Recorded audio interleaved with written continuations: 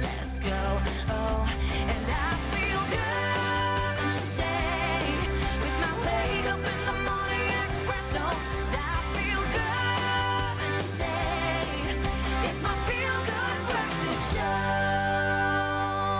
Oh, a very good morning to you. Welcome to your Feel Good Breakfast Show. This is Expresso on S3, and we are dressed in pink today. On Tuesdays, we wear pink, apparently. Yes. Morning, Zoe Brown. Morning, Jamie Lee Domberg. And you know what? Tuesdays, yes, we wear pink, but we also love to bring you all things health. And for this Tuesday on your Feel Good Breakfast Show, we are focusing on women's health, from breastfeeding to skincare and eating healthy foods. Absolutely. Then we're also going to be tackling the topic of disability and its representation in the media. Now, think about a differently abled newsreader, maybe actor, radio or TV personality, for example. Not many names quickly come to mind. So why is that? We are going to be delving deeper into this topic with Miss South Africa Top 30 finalist Zoe Asabu and clinical psychologist and inspirational speaker Dr. Nikki Abdenoor. So again, connect with us for the next 3 hours. All you have to do is sit back, relax and enjoy. Grab yourself a cup of coffee, grab yourself tea, whatever. But we are here to serve you and inform you. But like we said, we want to connect with you on social media. And one person ready to do just that is Mr. G-Man. Good morning, G. Where's your pink? Good lady, I'm wearing it in the skin today. I'm letting my skin glow pink. It is a Health Tuesday this morning, and you might have thought that the ladies were introducing you to a few different topics, but they all tie together in terms of our overall health. And in fact, there is a connection we want you to make this morning. When we look at our health, our overall health, how much of what you eat impacts the rest of your body, in particular your skin. Have you noticed if a change in your diet has resulted in an improvement in the condition of your skin? We'd love some of your life hacks, your secrets. We've got a few to give you ourselves, but we'd love to hear from you this morning. If you've got any great health tips that you can share with us that have really helped that skin glow, drop us a WhatsApp voice note on 063 408 8863. We'll be connecting with you throughout the show. We want to make sure that everything going into the body is 100% delicious and yet healthy for your skin. So please let us know if you've got any great skin-related life hacks. We want to hear from you, but first let's hear from Jamie Lee Domberg. She's got the news details. Thank you so much, Mr. G-Man. Starting on the national front this morning, after President Cyril Ramaphosa last week announced his plan to end load shedding, ministers in the Energy Crisis Committee yesterday outlined how this would be done. They said the long-term objective would be to end load shedding and secure energy supply in the country. They would focus on 5 areas to achieve this, namely fix Eskom, improve generation supply, speed up the procurement of new energy, enable businesses and private homes to invest in solar power and transform the electricity sector to achieve long-term energy security. Then staying on the local front, National Police Commissioner General Fani Masemola says there will be tighter monitoring in areas identified as crime hotspots across the country. Speaking in Tswana yesterday, Masemola said the South African Police Service is enhancing its policing methodologies to reduce serious crimes. He said hotspots would be targeted from Fridays to Mondays as most serious crimes happened during that period. Masemola also mentioned that in July alone, police had confiscated 1,173 illegal firearms across the country. Some 22,000 suspects were arrested in the country in July for crimes committed against society.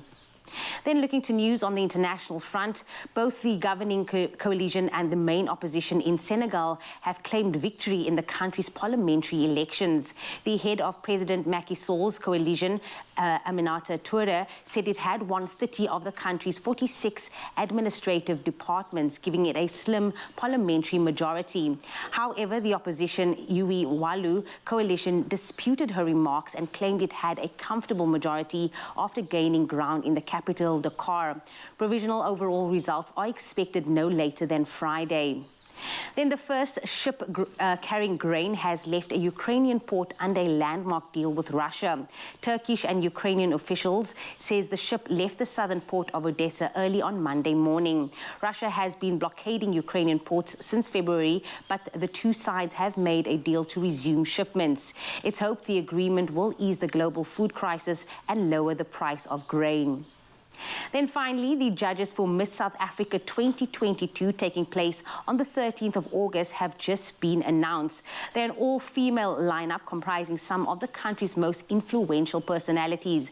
They are Thuli Madonsela, Devi Govender, Harnaz Sandhu, Rolene Strauss, Suzette van der Merwe, Thando Tabeta, as well as Zozibini Tunzi. Now, Devi Govender holds an MBA and is an award-winning investigative TV journalist. Thuli Madonsela is a law professor in social justice at Stellenbosch University and served as public protector from 2009 to 2016. Then India's Harnaz Sandhu was crowned Miss Universe last December. Rolene Strauss, a medical doctor, and is the third South African to wear the Miss World crown. Suzette van der Merwe, Miss South Africa in 1990, started a successful business career after her reign. And then Thando Tabeta, a well-known actress and TV personality, was named one of Forbes Africa top 30 under 30 in 2019. And then Zozibini Tunzi was the third Miss South Africa to be crowned Miss Universe in 2019 and makes her acting debut in The Woman King, an American historical epic which also stars Viola Davis. Now, the Miss South Africa pageant will be streamed from 6:30 p.m. on the Miss South Africa app, and we can't wait to see all of this unfold. But that being said, that is where I leave your 6 o'clock news headlines. It's time to have a first look at the sports. Here's Graham.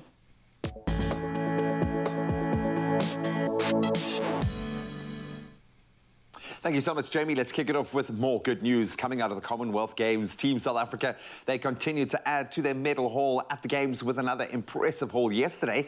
There were 2 medalists in the women's judo, with Michaela Witbooi taking gold in the 48-kilogram category, while Shanae Griesel, she took bronze in the 52-kilogram category. Then 20-year-old gymnast Caitlin Rooskrantz, she also graced the podium after claiming the bronze medal in the uneven bars. Then the swimmers continued to shine, with Christian Sadie taking the bronze in the S7 50-meter freestyle. That was followed up by Peter Kutzer taking silver in the 50-meter backstroke, and then Erin Gallagher claiming silver in that 100-meter butterfly final. Then on to football, and women's football continues to shine. England, the newly crowned European champions, will take on Brazil in the inaugural women's Finalissima. That's after Brazil claimed their 4th straight Copa America title with a 1-0 win against hosts Colombia over the weekend. So the match will be played in Europe, with governing body UEFA yet to announce the date and venue for the encounter. And of course, the first ever men's Finalissima was won by Argentina, with Lionel Messi doing what he does, inspiring them to a 3-0 win over Euro winners Italy in London in June. Then transfer news in Formula One this time. 2-time champion Fernando Alonso is set to drive for Aston Martin from 2023 on a multi-year contract. The 41-year-old Spaniard, who has raced for Alpine since 2021, will be replacing Sebastian Vettel. That's following the German's retirement at the end of the season. Alonso, who was Formula One champion in 2005 and the following year, returned to the sport in 2021 after a 2-year hiatus, racing in other formats. Then on to golf. The position has been filled. It's official. Luke Donald has pledged loyalty to Europe after being appointed Ryder Cup captain, of course replacing Henrik Stenson, who was sacked for defecting to the Live Golf Series. Now, the former world #1 will lead Europe's quest to win back the trophy from the United States in Rome in 2023. He was passed over for the role when Stenson was appointed back in March, but he's got his shot. That's where we leave our sport for now. We'll touch on those headlines again at around 7 o'clock this morning. Let's get you prepped for what you might need to wear and what the weather's going to be like outside.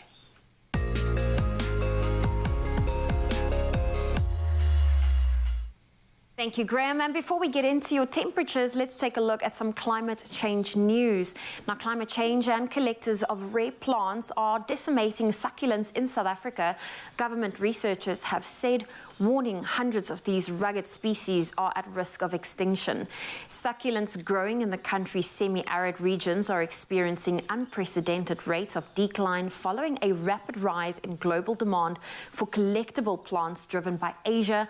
And this is according to the SA National Biodiversity Institute, known as SANBI, a government research body. Now, to quote, over the past 3 years, plant material confiscated from plant traffickers by law enforcement agencies has increased annually by over 250%, and that is according to SANBI in a statement released last week.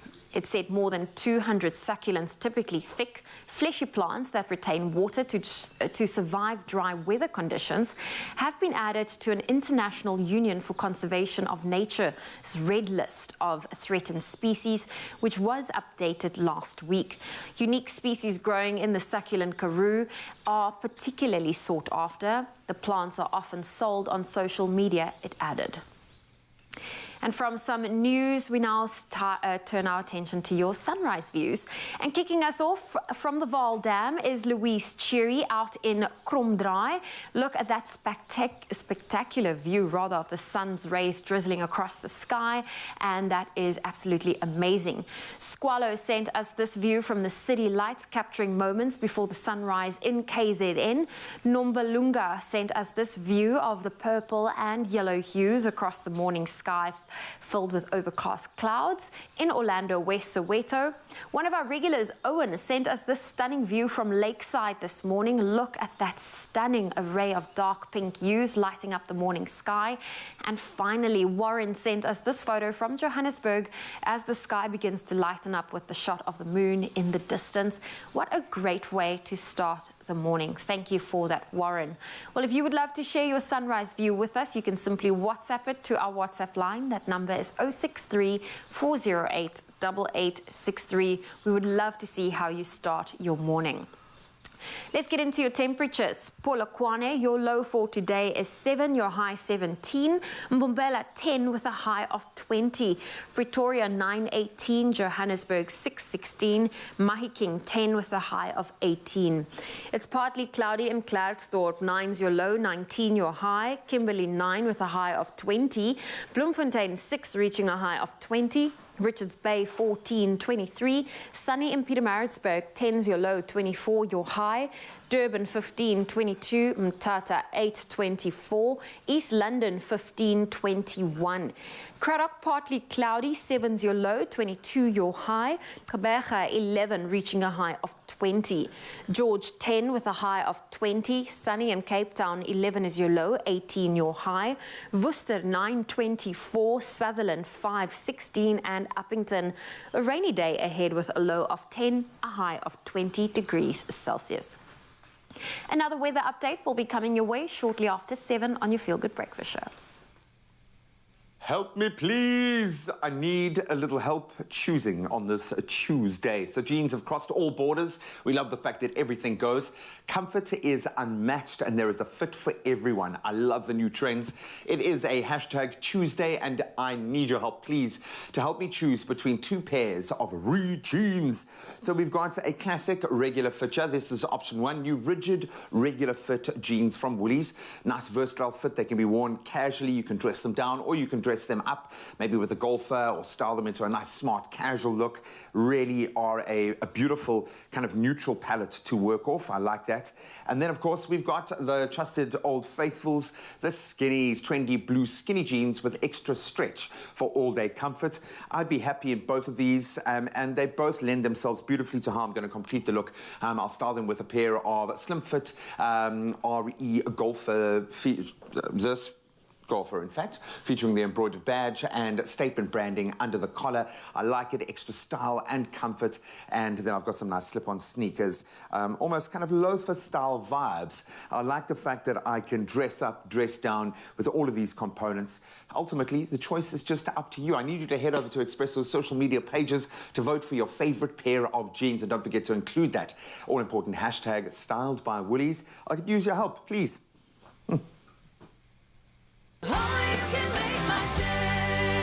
Take lashes higher. New Revlon Eyes Wide Open Mascara. The curved brush volumizes and lifts lashes vertically for a wide-eyed lash look. Hemp seed oil conditions for healthy-looking lashes. Go higher. New Revlon Eyes Wide Open Mascara.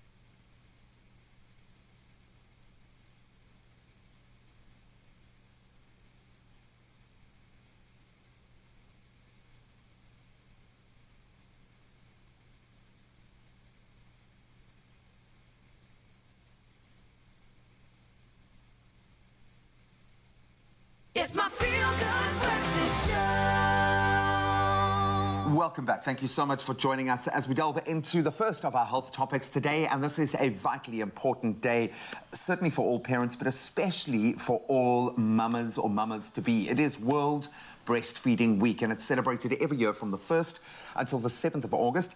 And it aims to highlight the huge benefits that breastfeeding brings to the health of both babies and to the mothers. There's some connections there that you might not know about.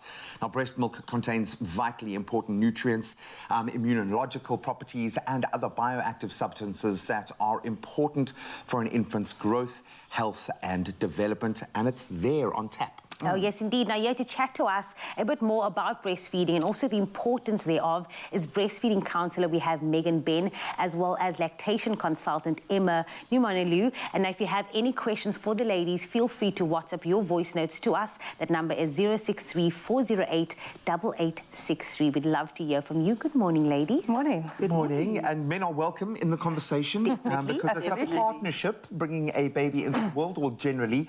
And this is an area, I suppose, where there were a lot of light bulb moments for me as a parent, and certainly for my beautiful wife, going through this journey, but it was not without its challenges. And I think the problem is everyone kind of wants to hit these milestones just like everyone else, wants everyone to look the same so that it's easy and manageable, and that's not the case. So I understand, yes, it's a spectrum, but maybe we can start to simplify, and maybe, Megan, I can start with you. Let's look at, seeing as we are celebrating Breastfeeding Week at the moment, what are the standout benefits for breastfeeding? Right, thanks, Graham. So, yes, we always hear that phrase, breast is best, and there's a lot of truth in that. You highlighted that the main benefit, or one of the best benefits for the baby, is the boost to their immune system. Breast milk contains hundreds of things that have been studied, and they show that it passes on the antibodies, antibacterial and antiviral agents, white blood cells from the mom, as well as interferons, which are the proteins which are the basis for the defense system. And breastfeeding will protect the baby while they're breastfeeding, but also for much longer in life. Some of the later benefits, we also have studies have shown that babies are protected against certain cancers, as well as developing some illnesses later in life. Now, if breast... Sorry, can you introduce us to your baby? Oh. Very rude here. This is Jake. This is Jake. Hello, Yes, Jake. I named him Jake earlier. This is Jake. Just thought I'd bring him along to just show a little bit later some things on how to hold him best and what positions are great for breastfeeding. That's Just so great. you know, it is a doll, guys. So that everyone is aware. It's not a real Jake. It's not a real Jake. Speaking about the great benefits that it has, it then begs my question, until what age can you then breastfeed? Because I remember being on primary school, I think grade R, and still going home wanting it for comfort, not necessarily for the breast milk, but what is the appropriate age that you can breastfeed until? I think the World Health Organization recommends 6 months exclusively, and then alongside, obviously, nutritious foods up to 2 years, or longer if the mother would like to. I always say to moms, however long you breastfeed, you're a superstar. Yeah. Absolutely amazing, whatever you can do. And these are just really just guidelines, so whatever's right for you. Ultimately, I mean, you get to a point, maybe with a second child, it's a lot easier. You're not quite so precious about that space, but you have to find a way that your lifestyle can continue. For you and for baby, you need some kind of normalcy, but there is something beautiful about that exchange. But I think that compounds the negative aspects when a mother can't breastfeed. Absolutely. Megan, what are the alternatives? I know there is an amazing range of formulas out here, but how should one approach the mindset in terms of not being able to breastfeed if there is a medical reason or the choice has been made? Then what other options or alternatives are there? Well, we always say breast milk in whichever way or form is fabulous. So if a mom is battling with breastfeeding, we always say get help first. Let us examine, let's have a look at why they're possibly not being able to breastfeed. Sometimes it's just a small tweak or something that just an adjustment that can be made. Exactly. Sometimes there's some developmental issues with the baby. Maybe they're not sucking well, and there's something that we can do about that. Could be a lactose issue there. There's so many things that could... So rather get a proper assessment from a lactation consultant or a breastfeeding counsellor before you decide, oh, I can't do this. And then there are other options. If you can't physically breastfeed, there are ways that a baby can still get breast milk. A mom can express, and we're able to help with that sort of thing. And there are a variety of things we can try to help. If that fails, obviously, we need to feed our babies. And there is very good formulas available. And you know, if a mom has tried to breastfeed, there is absolutely nothing wrong with giving formula when she needs to. And I'll do it as a footnote because I think as a guy, generally you're reserved kind of poo duty for the first 6 to 8 months. Absolutely. But if your partner is expressing, it gives you a great opportunity, apart from managing those nighttime feeds, and so that you can kind of tag team when one is exhausted and the other needs to step in. But it's such an intimate, beautiful space to be able to feed your baby. So I would really, from a guy's perspective, be a champion for expressing and getting involved in that way. It can maybe kind of take the pressure point off, especially those initial phases when you're struggling with the sleep and the rhythm and the timing of it all. Finding a balance. That, yeah. But sadly, when it comes to breastfeeding, there are still so many misconceptions around this topic. What are some of them? Let's unpack them. Yeah, so Emma and I were actually talking about this yesterday. There's so many, and I think moms start the breastfeeding journey and immediately they think, well, I'm not going to produce enough milk and my milk should come in immediately. And therefore it hasn't, and therefore we panic, especially in the first few days when they're in hospital. And so one of those things that we were talking about is that I just wanted to highlight that the first few days you have colostrum, which is a really small amount of milk, but absolute liquid gold. Superhuman food. Superhuman food. If we could bottle that, we'd be millionaires. So the colostrum, when babies are born, they're so tiny, size of a cherry in the first day, growing to the size of a walnut by day 3 or 5. They don't need a lot of milk. 5 to 7 mils in the first day, going up to 20 to 25 mils by day 3. So milk only comes in generally on the 4th day. So those first few days, there's no need to panic. Whatever you can give your baby is absolutely exactly what they need. Some of the other misconceptions we chatted about, Emma? A lot of moms think that the size of the breasts have a lot to do with how much milk they produce, and it's actually got nothing to do with it. So moms, if you're watching and you have very small breasts, a lot of those moms can produce beautifully, very large breasts, all breasts. And I think another very big misconception is that breastfeeding is really difficult. And for some women it is. Can be, yeah. But for many women it's not. So I think we have to look at the individual and support whatever their choice is.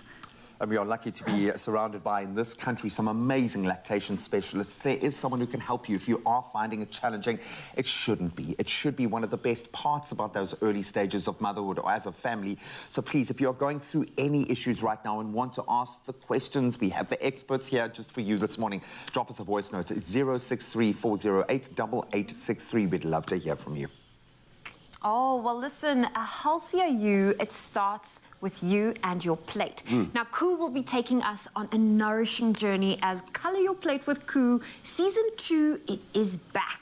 Oh, man, it's so exciting. Okay, so the exciting reality competition show, it's really all about showing off your culinary skills. It's coming, it's here. Last season was very exciting. It really was, because last season we saw talented foodies cook their way to the finale with Zandile Makoba crowned as the Season 1 winner. Now, who knows? It could be you, and this is how you can enter with 2 very easy steps. So we're going to take you through them. The first one is you have to take a video of yourself, okay, creating that colorful meal using Koo products. And then you need to tell us why you should be selected in your video. Tell us your unique foodie story. You know, why you love your food and why you love bringing ingredients together in the way that you do. That's step 1. And then step 2 is WhatsApp that video entry to 072 741 5357. I'll give you that number one more time. It's 072 741 5357. Oh, come on, be expressive. What we really do want to see here is we want to see those colorful plates coming together. So there's no time. Get cooking today and take that video, send it to us. And of course, if you want to know what's in it for you, well, you stand a chance to not only be on the show, but also to win your share of prizes valued, how's this, R500,000. It's massive. It's massive. So don't miss out. Mzansi's cooking star could be you. Enter today. And after the break, actually, we're going to be making something really cool that's hopefully going to, you know, kickstart the inspiration and give you some ideas of how you can bring a dish together with Koo. This is actually what we're going to be making later. Some vegetable fried rice. Oh, yes. Fried rice. Lots of color as well. That's what you want. Only you can make my day.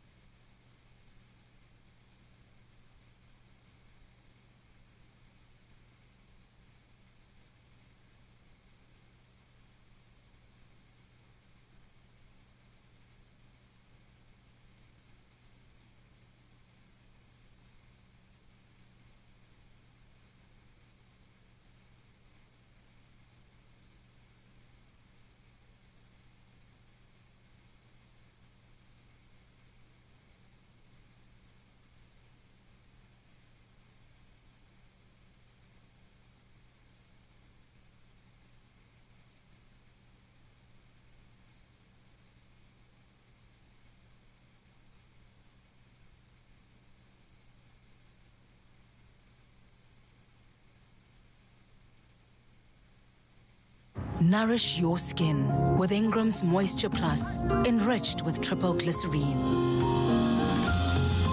For 48-hour intensive moisture. New look Ingram's. Your skin, your brave.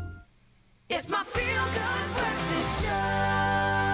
Welcome back, everybody, for our Health Tuesday this morning. Now, we are still focusing on breastfeeding, and we still have breastfeeding counsellor Megan Ben, as well as lactation consultant Emma Numonelu, still with us this morning as we continue our discussion again on breastfeeding in light of World Breastfeeding Week, which is currently being observed. Now, the World Health Organization and UNICEF recommend exclusive breastfeeding of infants from birth to 6 months, followed by initiation of complementary foods with continued breastfeeding for up to 2 years. But of course, it is your baby, it is your body. But if you do have any questions or concerns, let us know. We do have that WhatsApp line available to you. That number is 063 408 8863. And we do understand that everybody's journey is completely different. So we are not painting everyone with one brush. We know that your journey is yours alone, but hopefully we can help you out. So we did put it to you guys to connect with us and share some of your experience. And Anonymous had this to say. Let's hear. Good morning, Expresso show. I have a question based on breastfeeding. Is it safe to breastfeed whilst you are pregnant? An interesting one. Before we move on, is it safe to breastfeed while you are pregnant? Absolutely, definitely. I think what's really important here is that if you're uncertain, maybe just to chat to your doctor in case there is any high risk, but in a pregnancy that's not high risk, it's absolutely fine to breastfeed while you're pregnant. Is the mom going to need anything different? Is she going to be needing to eat more nutrients in the body? Well, what will happen is the body really just knows what to do. It's incredible. It's a miracle, yeah. And it will just produce what baby needs, and there usually is very little or no risk to the mom. So if you are pregnant and breastfeeding, fantastic. Yeah, keep it Make up. sure you get lots of support. Thank you for that, we're Anonymous. We also have Keisha that weighed in on the conversation. Let's take a listen. Good morning, Expresso family. I'm Keisha Phillips. I'd just like to know, what's the cause of your breast milk stopping? My daughter was 2 months old when my breast milk stopped. Megan, what could be possible reasons for that? Okay, so babies drive the need. So often, either perhaps the baby is not feeding correctly at the breast, but if it's 2 months later, we need to look at if there's any illnesses in the mom or if there's an extra stress happening in her life and perhaps she's not getting the rest and relaxation that she needs. There are definitely things that you can help to increase milk supply, some natural supplements that can be taken, as well as some prescription medication that you could increase milk supply if there was a real problem. And again, help of a lactation consultant or a counsellor would definitely be able to look into the reasons for that happening. We have the benefit of hundreds of years of compound knowledge in this space. So lean on the people, lean on the experts, find a lactation specialist if you need one. I love that. Tyler also weighed in on the conversation. Let's hear.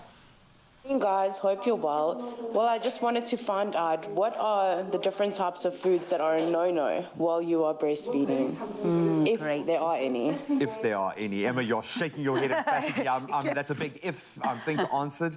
What are some of those no-go foods? Yes, so we like to encourage a little bit of everything. We definitely don't give any prescriptive diets for breastfeeding. You should be able to eat all the foods that you love.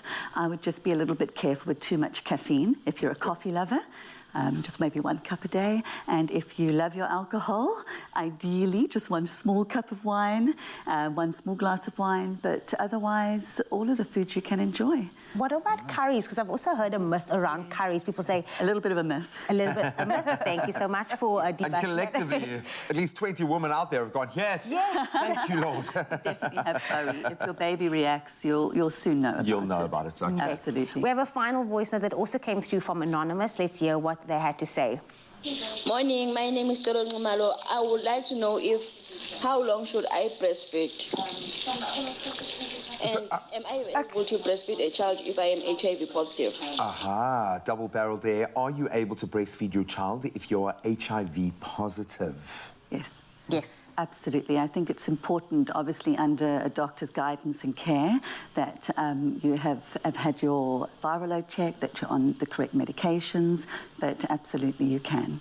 And then the first part of her question, how long? I know this is a personal kind of question. What's the recommendation again? Well, again, there's no recommendation. A mom can feed her baby for years, if that is what she would like to do, and as long as the mom is comfortable doing so. You know, it is such an individual thing to do, to decide on.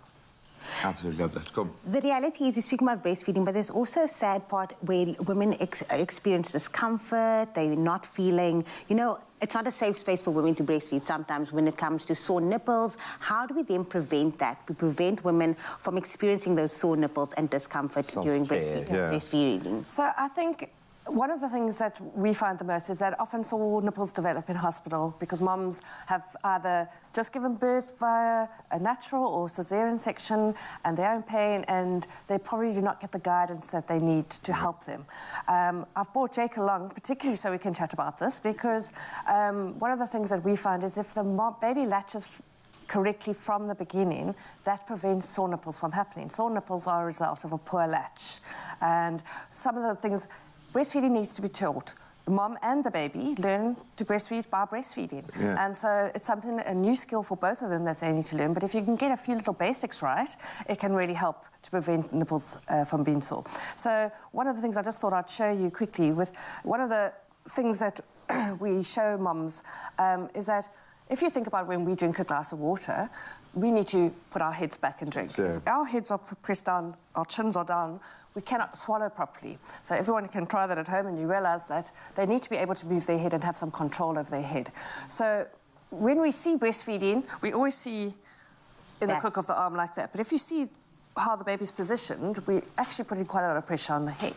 So one of the first things a mum can do, get herself comfortable, take your baby in the opposite hand, and we're holding our baby just on the shoulders. We turn our baby tummy to tummy, and we're holding them. So they get up that passage. Absolutely. They've got a little bit of control of their head. They can lift their head back to swallow. And when we bring them to the breast, we want their chin to be tucked into the breast. This also helps by pressing a little bit onto their bottom. It brings their nose away from the breast. So moms don't have to sit with their fingers on their breast while they're feeding. And so that's one of the positions that they can start with to help get a good latch. Emma, have you got anything to add to that? Well, I think also very important to have an assessment just to rule out any tongue tie or any functionality within the mouth that might be structurally causing issues. And definitely lots of skin-to-skin can be very helpful for that bonding and to assist with the correct positioning. Some of the best times of your life, I think, as a new mother, being able to get that connection, that's when it happens. But we know it can be quite a fraught phase if you are facing challenges, so please get help. We are that help right now. We've got the experts here to answer any of your questions. 063 408 8863. Drop us a voice note. And that conversation could go on and on and on. It's the sort of things that keep us busy, because we're busy. We're busy people. And with our busy lives, we need, you know, those nutritious, energizing, and easy-to-eat foods like fruits and veggies. They all obviously are a natural source of energy, and they do give the body the nutrients to keep going, that extra boost. And Teresa Alyate is here to show us how to make something quick, delicious, but also something that packs a punch when it comes to bringing all the goodness across. Perfect for any sort of on-the-go family meal. Getting you your 5 a day certainly has never been easy. Reunited, Teresa, and it feels so good. Yay. How are you doing? I'm really good. Good to see you. Good to see you. Yeah. You're looking like you've been doing lots of work in terms of your exercise and eating clean and doing all of that. Lots of exercise, lots of eating. Yeah, I'm good. And eating well. So that's why you've got this recipe for us this morning. Take us through it. Yes, okay, so very easy egg fried rice with vegetables. So I'm going to show you how to do it. And I love this because it's balanced and filling, and you can use up your leftover rice. Nice. So really, really nice. Okay. I do like that we're getting all of the nutrients in. It's something that crews are always talking about, that 5 a day, making sure that you get that combination, but also finding those interesting ways of doing that as well. That's it. No, 5 a day, obviously very important for all those nutrients and vitamins and minerals. Yeah. So this is a great way to get that in. And of course, Koo makes it very easy with all of their veggies. So what I'm doing here is I've just beaten 2 eggs together, and you're just going for a sort of a scrambled egg vibe. Just going to cook that through, and this is going to go into the rice at the end. And I suppose you have to watch how many eggs you actually get in there, because otherwise it's just your rice just battling to come out underneath, a whole mountain And this of is good eggs. protein as well. So again, it just makes for a very wholesome meal. Yeah. So very, very quick and easy. And then on the other pan, I'm going to start sauteing our veggies. So that's looking good. So I've just heated up some olive oil in the pan, and I'm going to add our Koo veggies. So we've got our mixed veg here, all ready to go. Which you can Sizzling. freeze, of course. You can very, very keep them in the handy. freezer for a really long time. My kids' favourites, the sweet corn. Certainly my favorite too. So lots of flavour, lots of colour, and you're just going to saute that and basically just heat it through. So it's very, very easy. Okay, great. So while you're doing that, I'm going to be making us a nice, what would you call this, a paste? A sauce. A sauce of sorts. I'm adding our Koo tomato paste, the original. It doesn't get any better than Have this. to have it. This is really like convenience in a pack, and that's one of the things I really do love about it. I always have some of those in my cupboard, Yeah, and it it's- gives such a nice flavour punch as well. That's it. It's all about flavor, and the fact that it's been compacted into these, sort of small packs is really, really fantastic. great. And then we're going in with our Koo fruits. You get those apricot halves in syrup. that looks good. That's enough. So we're getting our fruit and our veg. And at the same Brilliant. time, right? Then we're adding some onion, soy, of course, going in there. Sauce, yeah. You certainly can't have like an Asian-inspired dish without soy. Gotta have it, yeah. No, you have to have that there. And if you want the recipe, we've made this super easy for you. Go on to expressoshow.com and get cooking with us. I'm going to get So this let's going. that together. I've just added some rice into our veggies, and again, we're just heating it through, so nice and easy. Nice. And then I'm going to add some chopped chili. You don't have to add it, but it's nice for a If you bit of really heat. are into your chopped chili, then that's really, really Spring awesome. onions, It does help. And you're just going to mix that all together and heat it through. Great. And I'm mixing all of this together. We are good to go. That looks so nice. Awesome. I do like the combination of what we're getting in here. That Very, the very fruits, the onion going in there with the tomatoes. Oh, that that's looks gonna be so great. And I'm good. going to we've got some that we made earlier. Yeah. I'm going to pop some into our rice. And you know what you could do, Tabzi, is if you wanted to, is pop this in a saucepan and actually heat it. Okay. And make it thick and sticky. So if you like that kind of thick sauce, you can do that as well. As opposed to, I suppose, like a watery one like what I've just made now. No, that looks fine. And you could add extra greens now as well. So mix it together, add your egg that you made earlier. And that's a delicious, wholesome meal. Well, the fact that this can be done in about 20 minutes, for me, is So absolutely easy. mind-blowing. I love this. Okay, Totally. so here's a challenge for everyone out there at home. Start your day the right way with Koo 5 a day. It's all about, eating better. And then while you're doing that, you stand the chance to win 5,000 Rand daily. I mean, think about that, okay? All you have to do is simply buy any 3 Koo products and keep your till slip as proof of purchase. Then you dial *120 *1987 hash to submit your till slip. Now, for more details, go on to koo.co.za. But look at the final product. It's made with love. So easy. And it's made with your health in mind. This is really awesome. Get the recipe, expressoshow.com. Introduce new Koo Pilches as part of your 5-a-day meal. It's high in omega-3 for heart wellness. Koo, uzotwala.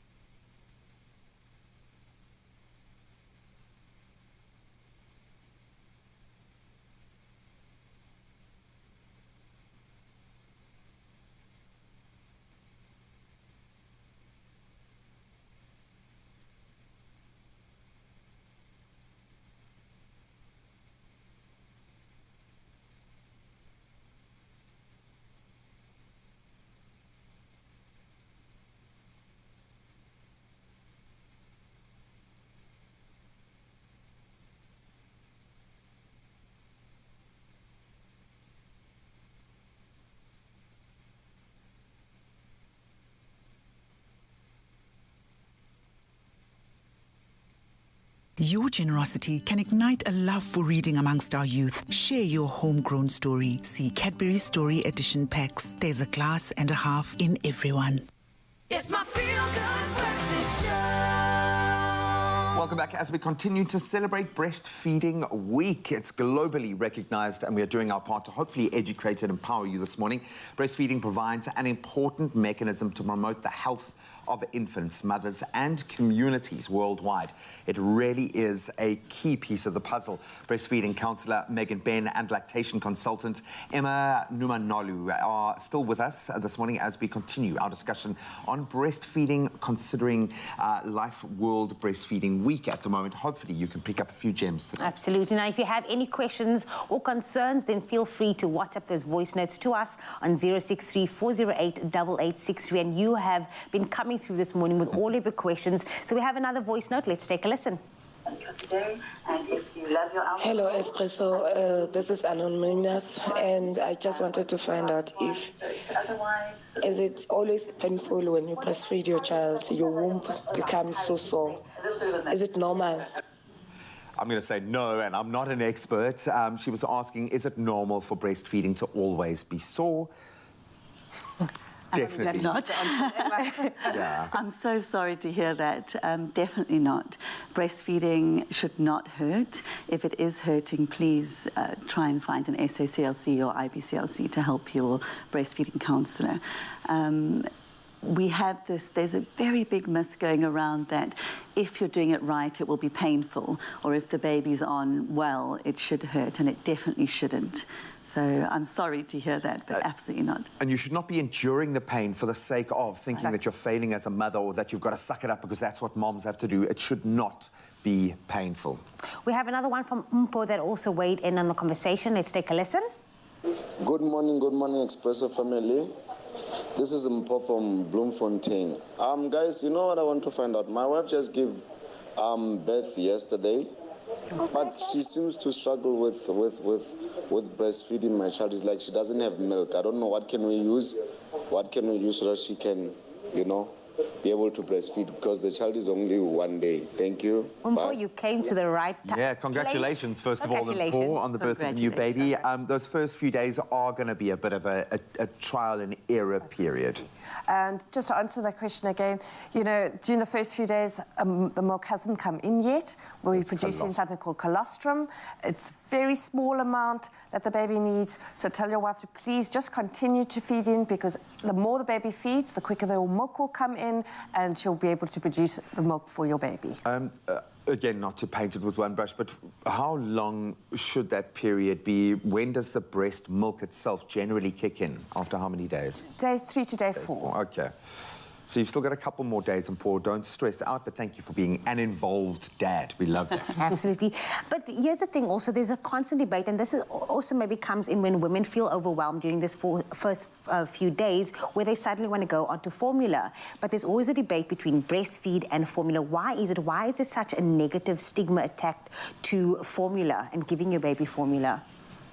Well, I think it's very sad that women feel judged in any way, and I think it's really important that they know that they're absolutely amazing, whatever decision they make. Sometimes women are making decisions based on information they've been given, and a lot of the time that information might not be correct, and I think it's important that when they look back, they don't feel guilty, because that's one thing we don't want new moms to feel.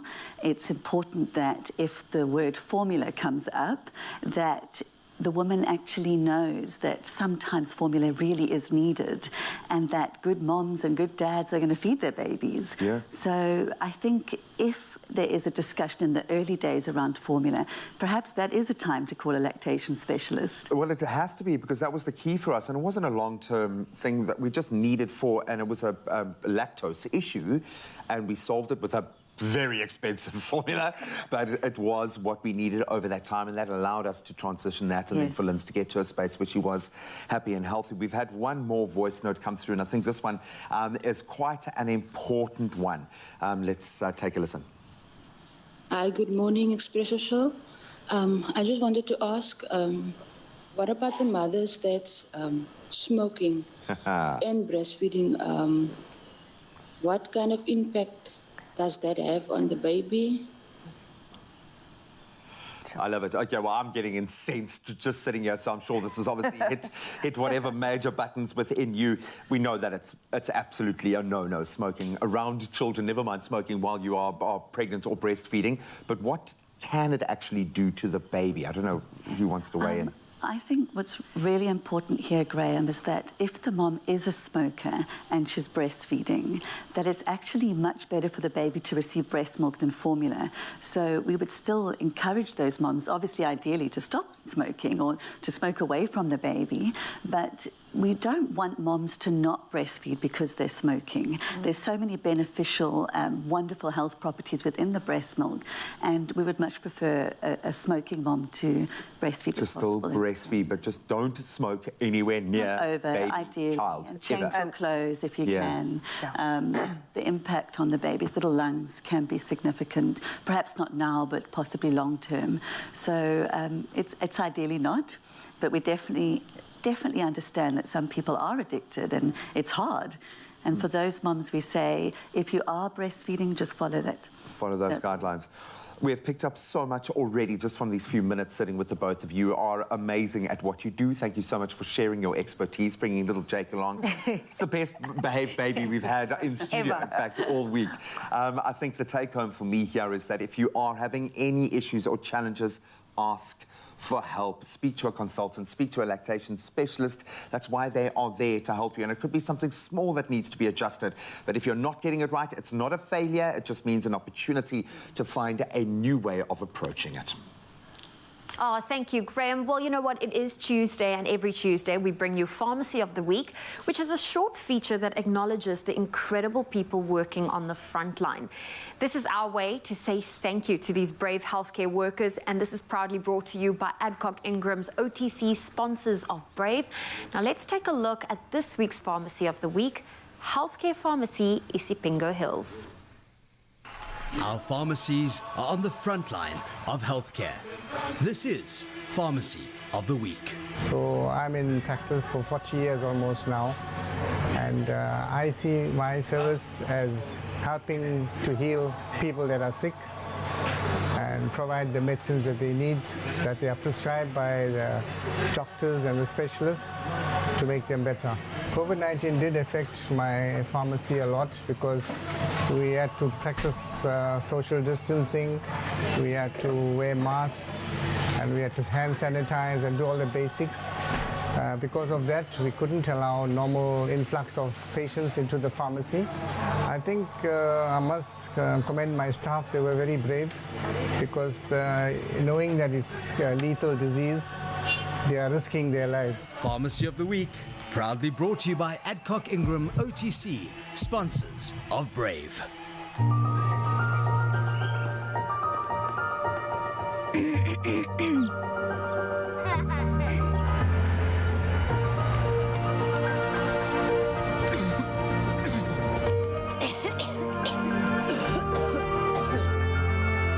Cold and flu symptoms disrupting your day? Adcock Ingram self-medication offers relief. Available without prescription. Adcock Ingram OTC, adding value to life.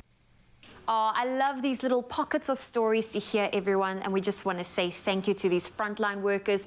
We appreciate you, we see you, and we love you.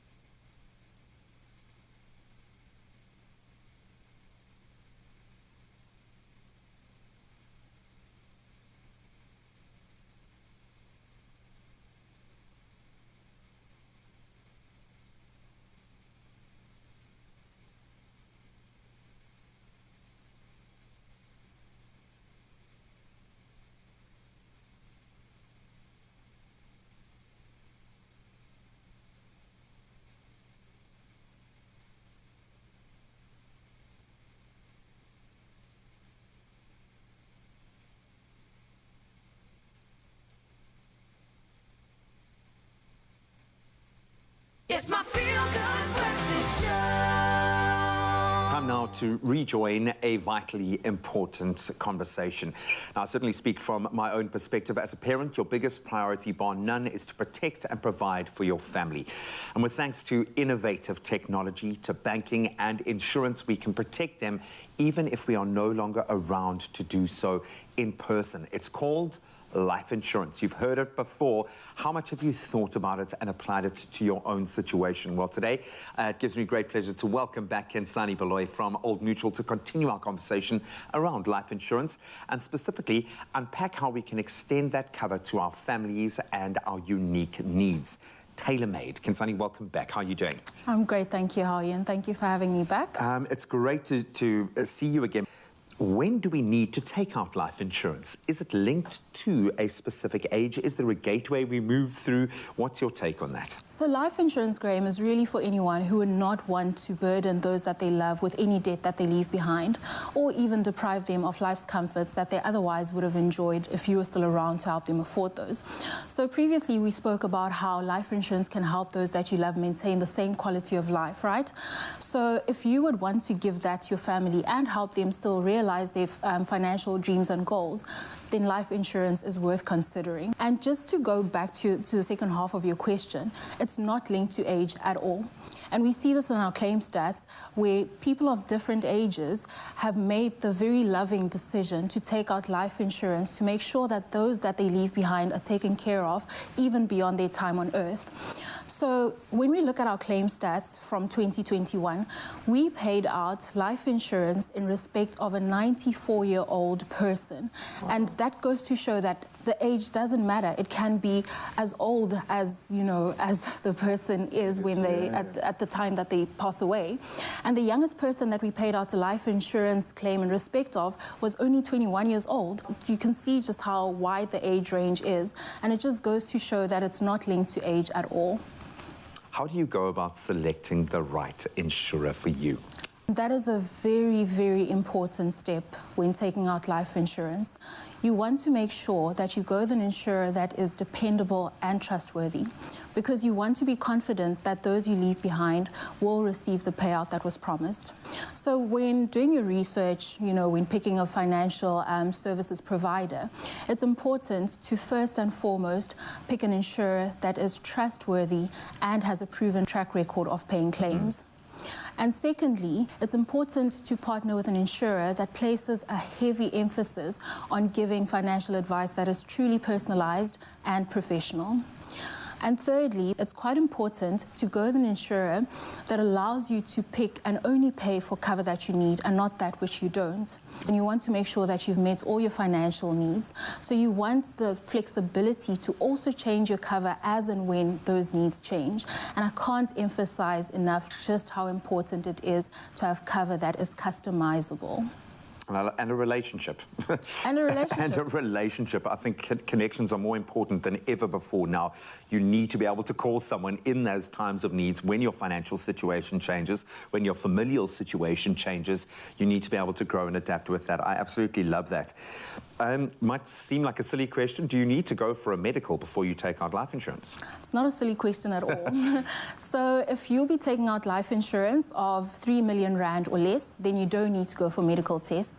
All you need to do is answer a short health and lifestyle questionnaire. Okay. But if you're applying for cover that is more than 3 million rand, then you'll need to answer a health and lifestyle questionnaire and go for medical tests. And the reason for this is because that additional information allows us to charge you a more accurate premium, because we now know more about you. Okay. And again, that's tailor-made. It's tailor-made. For you and where you are in your life. And I think just that in itself could be quite a sobering experience for people to go through. So maybe this kind of leans towards doing a bit of a life audit, a financial and health audit. Just know where you stand, but to know that you're protected for where you are going. I apply today. When does my cover start? So with Old Mutual, cover starts up to 30 days before your first premium is due. Oh, wow. So what that means is that if you die within those 30 days, your family's valid claim will be honoured and they'll receive the payout that we promised. Right? Wow. And you may think that this doesn't happen, but it actually does from time to time. Since 2005, we have paid out 184 million rand in respect of customers who had not even paid a single premium. So this just goes to show that it's important to stay ready at any point in time.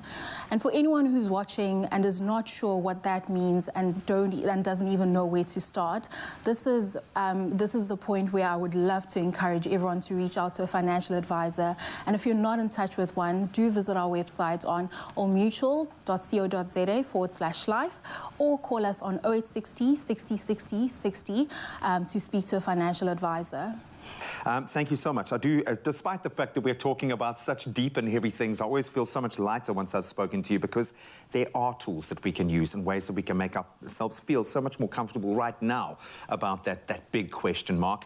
It's crazy. Those stats have blown my mind. We say life happens, death happens just as quickly.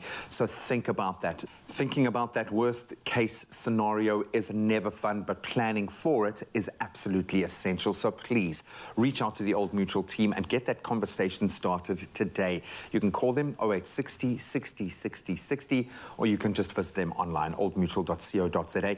And then please don't forget to join us again next Tuesday, where we're going to take a closer look at the different covers that are available and how you can customize a plan to best suit your family and your budget right now, and whatever your needs are. The most important element here, get that conversation started today, please.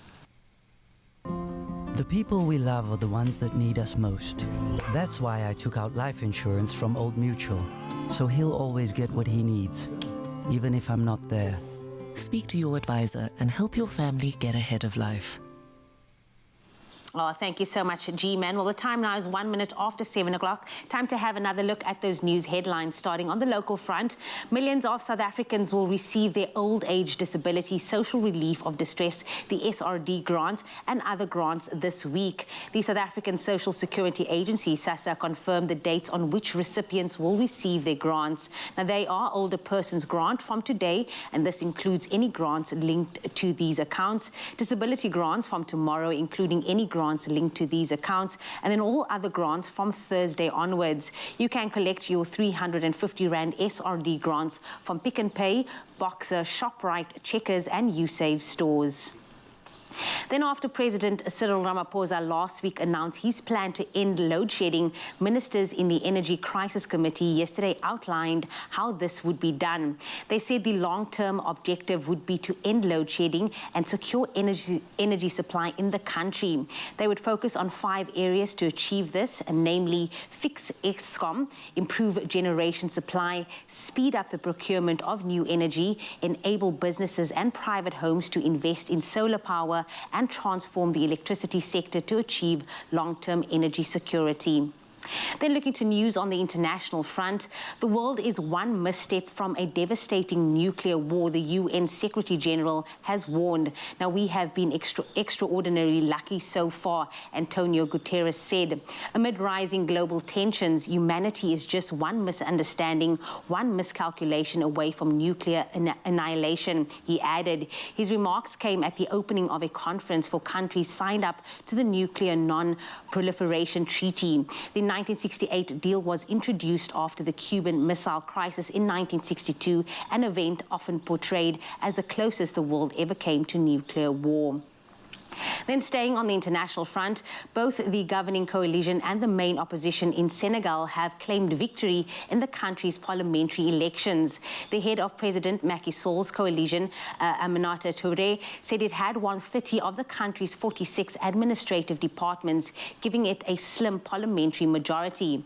However, the opposition Yewi Walu coalition disputed her remarks and claimed it had a comfortable majority after gaining ground in the capital, Dakar. Provisional overall results are expected no later than this Friday. Then finally, on some good news, a tortoise whose legs were gnawed to the bone by rats has been given a new lease of life thanks to a set of wheels from a toy car. Now, Eddie, the 23-year-old tortoise, clambered out of his enclosure one night in May 2022 and fell asleep on the grass in the garden. But in the morning, his owners found their beloved pet lifeless and covered in blood. They rushed the reptile to Rutland House Veterinary Hospital in St. Helens, England, where he remained remained for 3 days. The poor little fella had to have his 2 front legs amputated after losing blood supply to them. To give some of his freedom back, vets fashioned some plastic wheels from a Meccano toy set to attach to Eddie's shell. And Eddie has quickly adapted to his new rollers. His latest checkup revealed that he's recovering well and roaming around on his nifty wheels. Long may he ride. On that beautiful note, that is where I leave your 7 o'clock news headlines. It's time to have another look at the sports.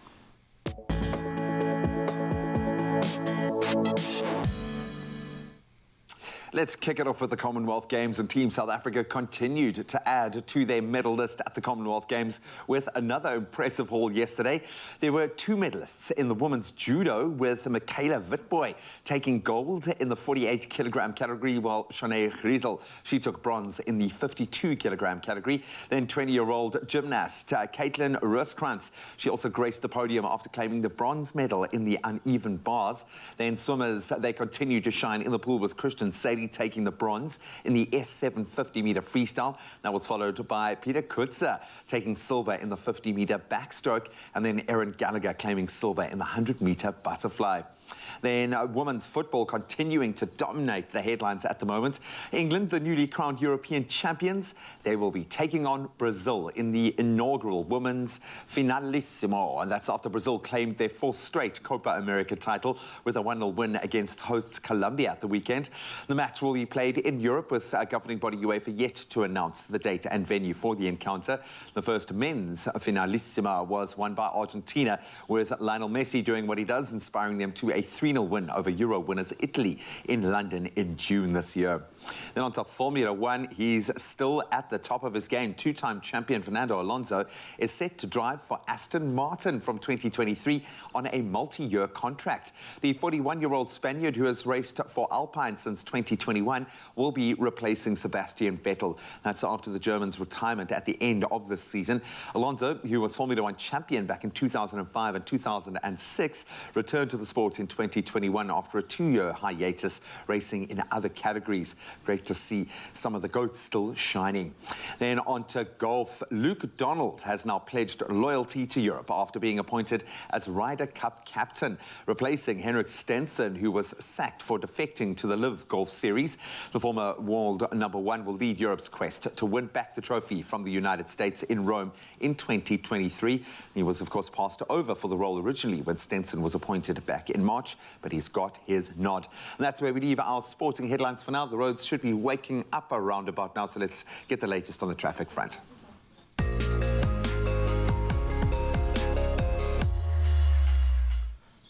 Thank you very much, G-Man. Yes, a second look at what's happening out there. Khayelitsha in Cape Town. Protests, they continue this morning on Baden-Powell Drive between Mew Way and Oscar Mpeta Road. That's out in Khayelitsha. Now, Baden-Powell Drive is closed in both directions, and protesters are burning tyres out there. So please be safe. Please be careful as you navigate your way through the roads. Please make sure that you do make use of alternative routes. If you're out in Centurion, Gauteng, there are roadworks. That's on the N1 southbound after the Flying Saucer interchange. Both left lanes are closed, and you can expect delays. So please add extra time to your travel this morning. Still staying in Gauteng, Midrand, there are roadworks. That's on the R21 northbound. That's after the Olifantsfontein Road with both left and the right lane closed as well over there. Please be careful and make sure that you are aware of your travel time. That's where we leave for now. Here's a look at your weather.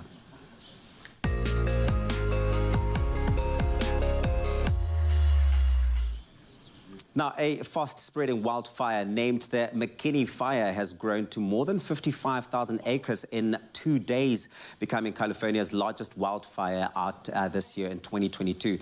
2 people have been reported dead, and some 3,000 residents have been asked to evacuate. It is 0% contained as it stands, and the fire began on Friday, has since exploded to more than 80 square miles, exacerbated by thunderstorms and high windy conditions. Now, climate climate change is increasing the size as well as the frequency and intensity of wildfires. And there are currently 53 large wildfires burning across the United States. Meanwhile, at least 30 people have now lost their lives in eastern Kentucky in the U.S. as the region braces for more rainfall. At least 6 children, including 4 siblings aged 1 to 8, are among the dead. Kentucky Governor Andy Beshear said the death toll would continue to rise as hundreds remain unaccounted for. And Beshear called the flood the deadliest and the most devastating of my lifetime. Now, for our 7 o'clock update, we had this stunner sent in by Geraldo out in Gqeberha GQ. Look at that bright pink sky. I mean, honestly, it glitters across the water so beautifully. Unity Milo also sent us a beautiful picture. Light purple sky lighting up the surroundings this morning with some trees in the distance, and that's out in Wapboomskraal. Danelle showcased this image of the sun peeking through the trees. Look at that. You can see that beautifully out in the distance in the north coast of Natal, with John Wesley coming in with this beautiful image. Look at that. It looks as if the structure at the bottom is perfectly holding up the fiery ball at North Beach out in Durban. I mean, you've got to love that. Don't forget, we want to see your sunrise pictures. Please do send them to us on our WhatsApp line. That's 063-408-8863. We want to see how you start your day. And now we take a look at your temperatures across the country to set you up for your Tuesday. Sun and clouds are expected out in Polokwane today. Your low is 7. You will reach a maximum of 17. If you're out in Mbombela, 10, your minimum, reaching a maximum of 20, with some sun and clouds out in Pretoria. That's the capital city, 9, and a max of 18. Johannesburg, 6, your low, reaching highs of 16. With Mahikeng expecting a cloudy day today. 10 is your minimum. You will reach a maximum of 18. Klerksdorp, 9, your low, reaching highs of 19. With Kimberley starting off at 9 and peaking at 20. Bloemfontein today, your low is 6. You will reach highs of 20 with some sun and clouds out in Richards Bay today, 14 and 23. Sunny times for Pietermaritzburg, 10 and 24, with the warmest place to be Durban coming in at a low of 15, reaching a high of 22. Sun and clouds for Umtata, 8 and 24. East London, your temperatures today 15 and 21. Craddock, 7, your low, reaching highs of 22, with Gqeberha coming in at a low of 11, reaching a maximum of 20. George, some sun and clouds for you, 10 and 20, with Cape Town coming in at a low of 11, peaking at 18 degrees. Worcester, 9 and 24, with Sutherland at 5, minimum, reaching a maximum of 16. If you find yourself out in Uppington today, 10 is your low. You will reach highs of 20 degrees. And that's what it's looking like on this beautiful Tuesday morning. No matter what it's looking like in your part of the country, no matter how cold, you're going to heat things up and make it a feel-good type of day. Oh, thank you, Uncle Tubbsy. Well, you know what? Earlier in the show, Graham started off asking you to help him choose between skinny jeans and rigid regular jeans for today's show. And let's have a look at some of those votes that's come through. And on the we have Teresa coming through saying, good morning, Graham. Option 2, please, skinny jeans. Jeanette says 2, skinny jeans for hunky Graham. There we go. Looks like number 2 is winning. Shireen Abrams, you know what? That's my favorite part of the comments, is the added comments. Shireen says, good morning, Graham and the team. Happy Tuesday. What about option 2 will look great with your outfit? Also, compliments to the ladies. You're looking lovely in pink. Thank you for that, Shireen. We have Mersha saying skinny jeans will look great on Graham. Looks like skinny jeans is taking the lead. Shazia says, good morning. Option 2 will go very well with the golfer. And Melanie says, good morning, team. I think Graham would look great in number 2. It looks like number 2 is the number 1 option for today. Thank you for casting your votes. G-Man, come on in here. Show us. Show off your skinny jeans. Looked like there was only one choice today. All right. We went with the skinny. No, I love them. I love the fit. I went for a bit of a fold up to just keep the skinny profile. Love it. You can dress them up, dress them down. Obviously going with the nice loafers, you have to keep it nice and chilled. But I think it's kind of a more silhouetted look, which fits nicely with the golfer. Love it. And it's just, you know what, when things are tight, it makes it look bigger and it just works on camera, you know. man. You wear a tight shirt, the muscles look bigger. And incidentally, these are a size smaller than I was able to wear like 3 months ago. So it feels quite good being able to squeeze into some skinnies. No, I absolutely love it, you guys. Your style is impeccable. Thank you so much for helping me out. Well, there we go. This is what Tuesday is all about. But for more styles, more color washes and responsibly sourced denim, that's Woolies exceptional quality. You can find your fit available in-store, online and on the Woolies app. Happy shopping.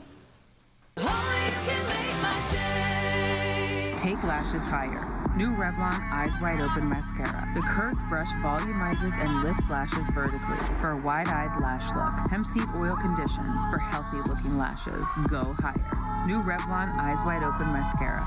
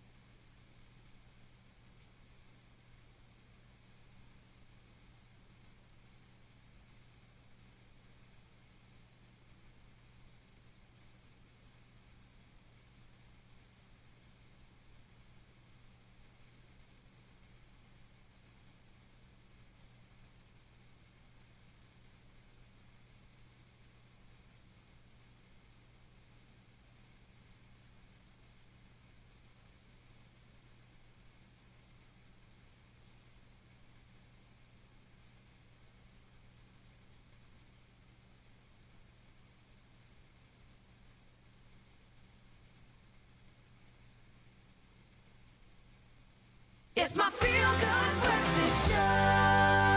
It is your feel-good breakfast show, Expresso on S3. Welcome back. And our next conversation, it is all things healthy fats, specifically omega-3 fatty acids. Now, when it comes to dietary fat, what matters most is the type of fat we consume. And they are healthy fats that are necessary and beneficial for our overall health. And we have with Be Well, Dr. Michele Vanzaghi. He's here to tell us a little bit more. Good to have you here. So nice to be back. I love your knowledge when it comes to just understanding the human body. Now, for today, we are obviously talking all things healthy fats, and I have a lot of people that are like, ooh, can't eat that. That's too much fat in it. But there's a difference between healthy fats and bad fats. Can you tell them apart for us, please? Of course. So I always say that, you know, in culture today and how much information there is out there about diets, it's so difficult to discern what's good for you and what's bad for you, especially with fads like Banting and the Mediterranean diet, like what do you include, what don't you include. I think what's really important to understand what fat is, it's probably the most dense macronutrient that we have in our diet. So what that means is it's the macronutrient with the most calories per gram. Understanding the difference between good and bad fats is like understanding a balance, a homeostasis in your body, because we often, it's impossible to avoid everything in extremis. So you're always going to eat a little bit of everything. But the easiest way, or the way that people have described it the most commonly, is that the good fats are the unsaturated fats, which are liquids at room temperature. And then the colloquial bad fats are the fats that are saturated, or the trans fats. And we can explore that a little bit more in what we talk about and what these products are. But omega-3 is essentially an unsaturated fat that we can't produce inside our bodies. So it needs to be taken exogenously. It needs to be taken in our diets. So how can we incorporate omega-3s into our diet? So, I mean, the richest source of omega-3s is fatty fish, salmon and tuna, and the normal fatty fishes that we know of. But most people in their regular diets are never going to get enough of that. So in using supplementation, I mean, we don't often say that that's a good way to do anything. We don't want to take pills that supplement anything else. But there are products that are enhanced with omegas, and there's a lot of omegas in our natural fatty oils that we use if we're using the right ones. Okay. Obviously, Be Well is a great product because they enhance all their products with omega-3, and that kind of incorporates it more naturally into our diets. And it helps us because we use oils to cook all of our other foods. So it's a great way of using omega-3s in our diet. Now, let's unpack the healthy fats that we've got, and especially the ones that are packed with omega-3s. Now, earlier you mentioned fish. Of course, we have our Be Well products here, from our cooking oil to our canola oils to our mayos.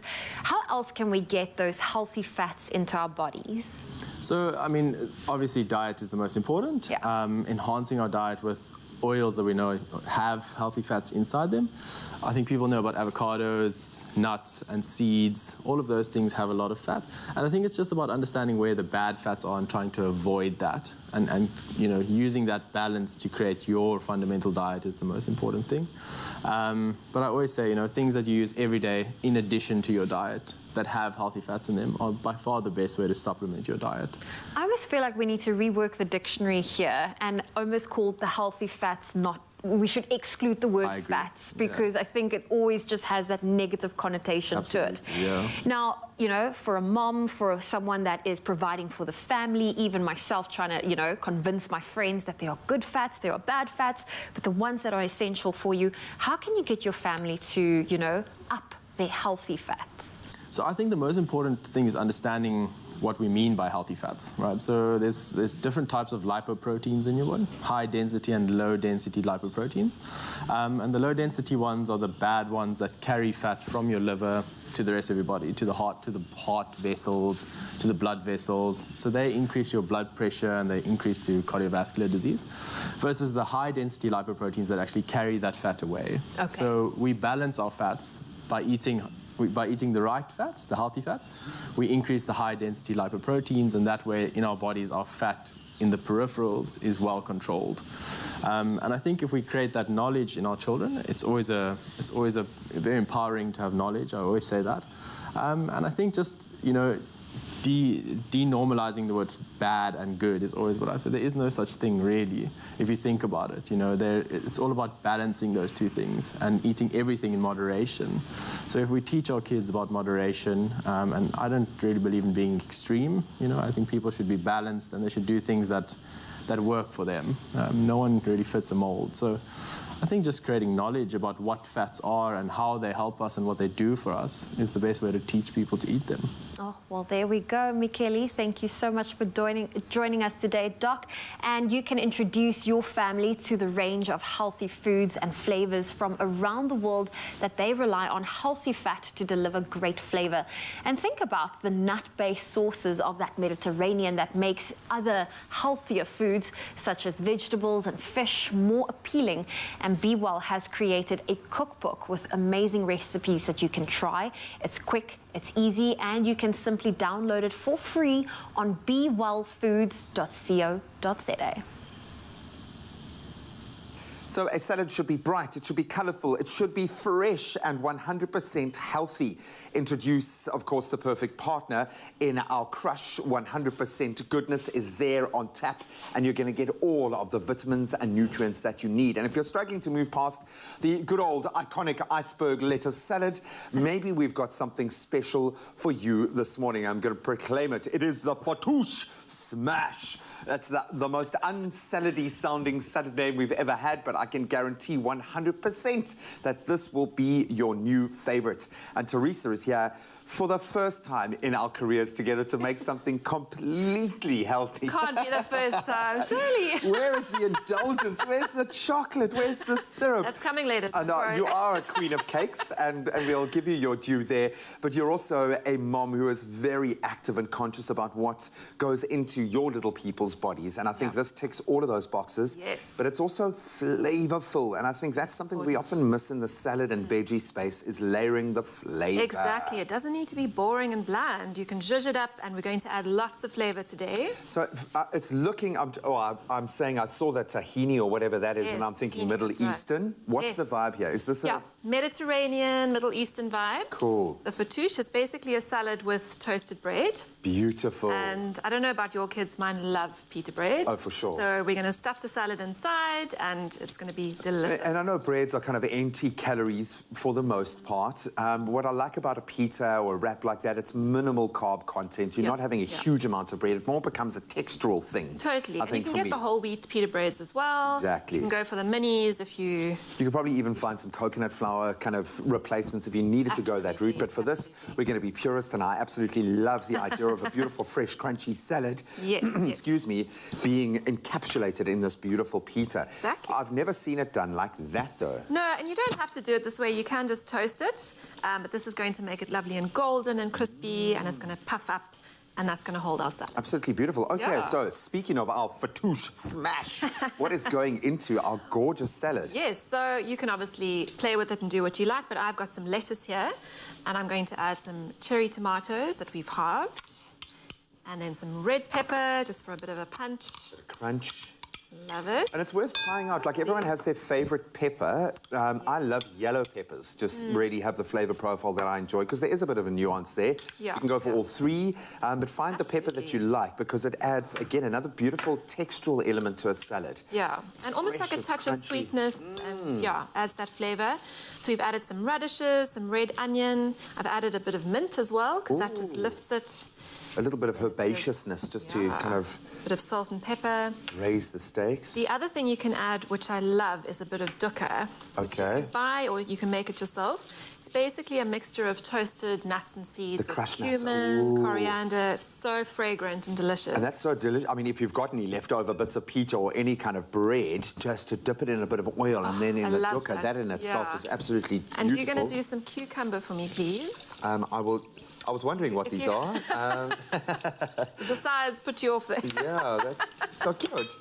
I love that, because mini, they're anything. so cute. My kids are all about like discovering mini foods. I'm going to give you a little bit of Nice. refreshment Ooh, because thank you. deserve it. Which one have we got And we've here? gone for the carrot and orange. Ooh, I'm gonna give it a try. And I love this variation of crush because it tastes so delicious, but you know you're getting a little added punch of Lovely. vitamins and nutrients. So refreshing. Very, very nice. And with crush, you are guaranteed to get 100% tasty, refreshing goodness in absolutely every sip, and that good dose of vitamins to help your immune system stay strong. I know that's vitally important at the moment, Yep. especially if you've got little ones.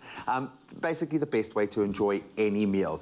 I love the way those pizzas have come out. Nice. So I'm going to chop up our mini cucumbers. Right, I'm going to do the dressing quickly. So Cool. we've got some plain yogurt here. And then, as you said, we're going to add some tahini. Just got that nuttiness. Really delicious. A bit of lemon juice. So that's the reason that we're using the smallest knife for the smallest It all cucumbers. fits together. I've added a bit of honey and then some sumac, which I don't know if you've used before, but it's got a sort of a lemony profile, which goes beautifully with the salad, and then a bit of olive oil. If it's very thick, you can add a splash of water as well. And just I mix love that that. So, together. you talk about those, it's almost like a Turkish, or I love that kind of, that part of the world, the way that they eat, the kind of meze style things are often fresh. Yeah. But there's a strong use of spices to elevate the flavor profile, and people don't really think of a salad as being an exciting dish. You know, it's almost kind of one of those grudge purchases. You're like, I've got to eat the salad I have to get to the eat this. nutrients, you know? Well, this packs a punch. And what I've done is I've just tossed the dressing through the salad. So all that flavour is in there. Can I throw And my then, little... yes, please. There we go. Thank you so much. Oh, and that's Perfect. going to have crunch. It's going to nice. have a beautiful mouthfeel. You've got the balance of kind of soft and strong flavors, Yeah. textures as well. Bit of zing, Divine. bit of herb.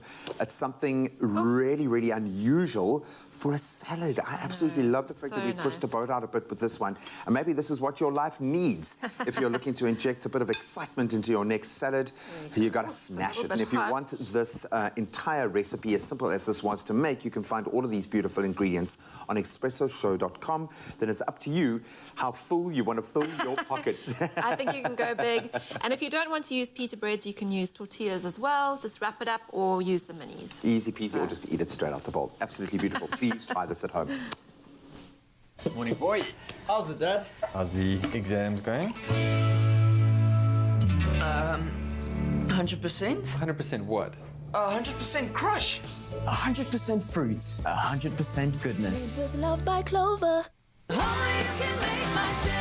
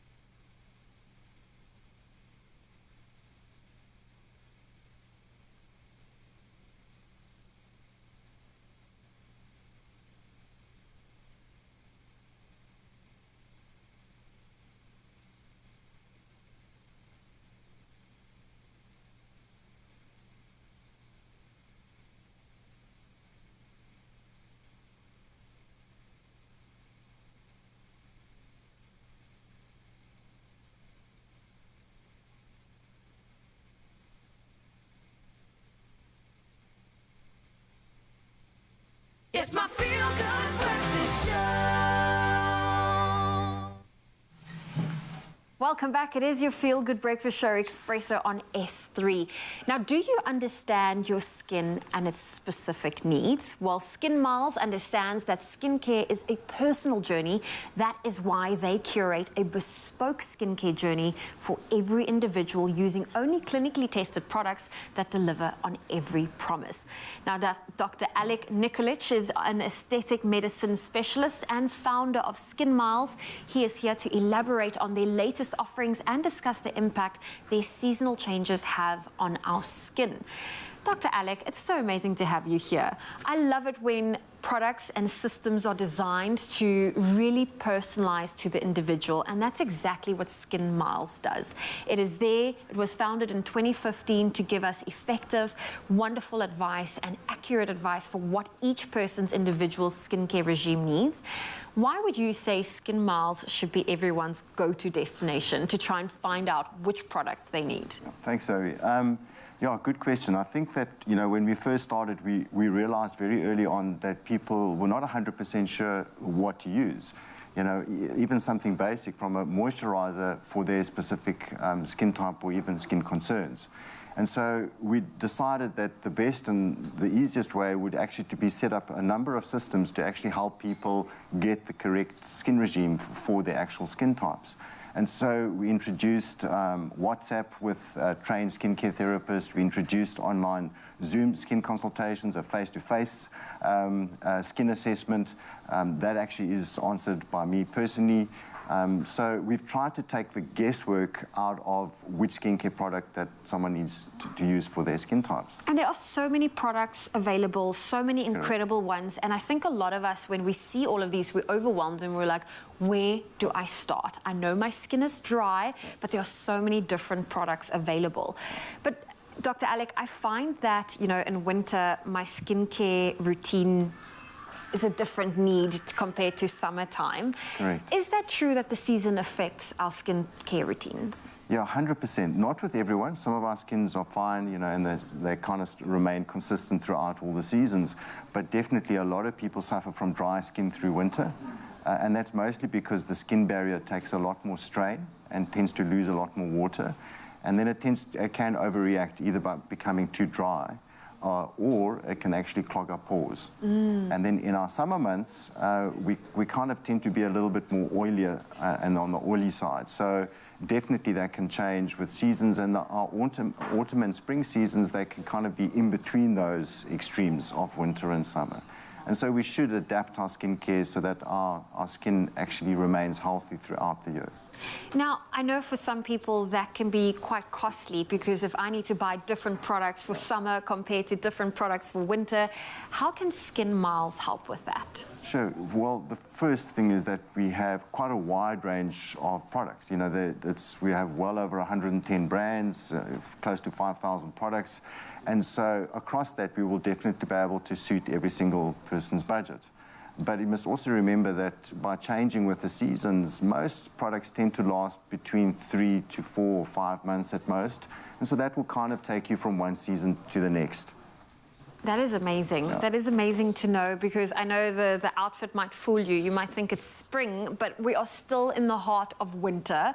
Correct. Doctor, what are your go-to products or highly recommended products for winter? Yeah, well, that's such a difficult question to answer. So what I did is I actually did a quick search in our back end and looked at the most ordered products and I brought them. So this is actually voted by our customers. Okay.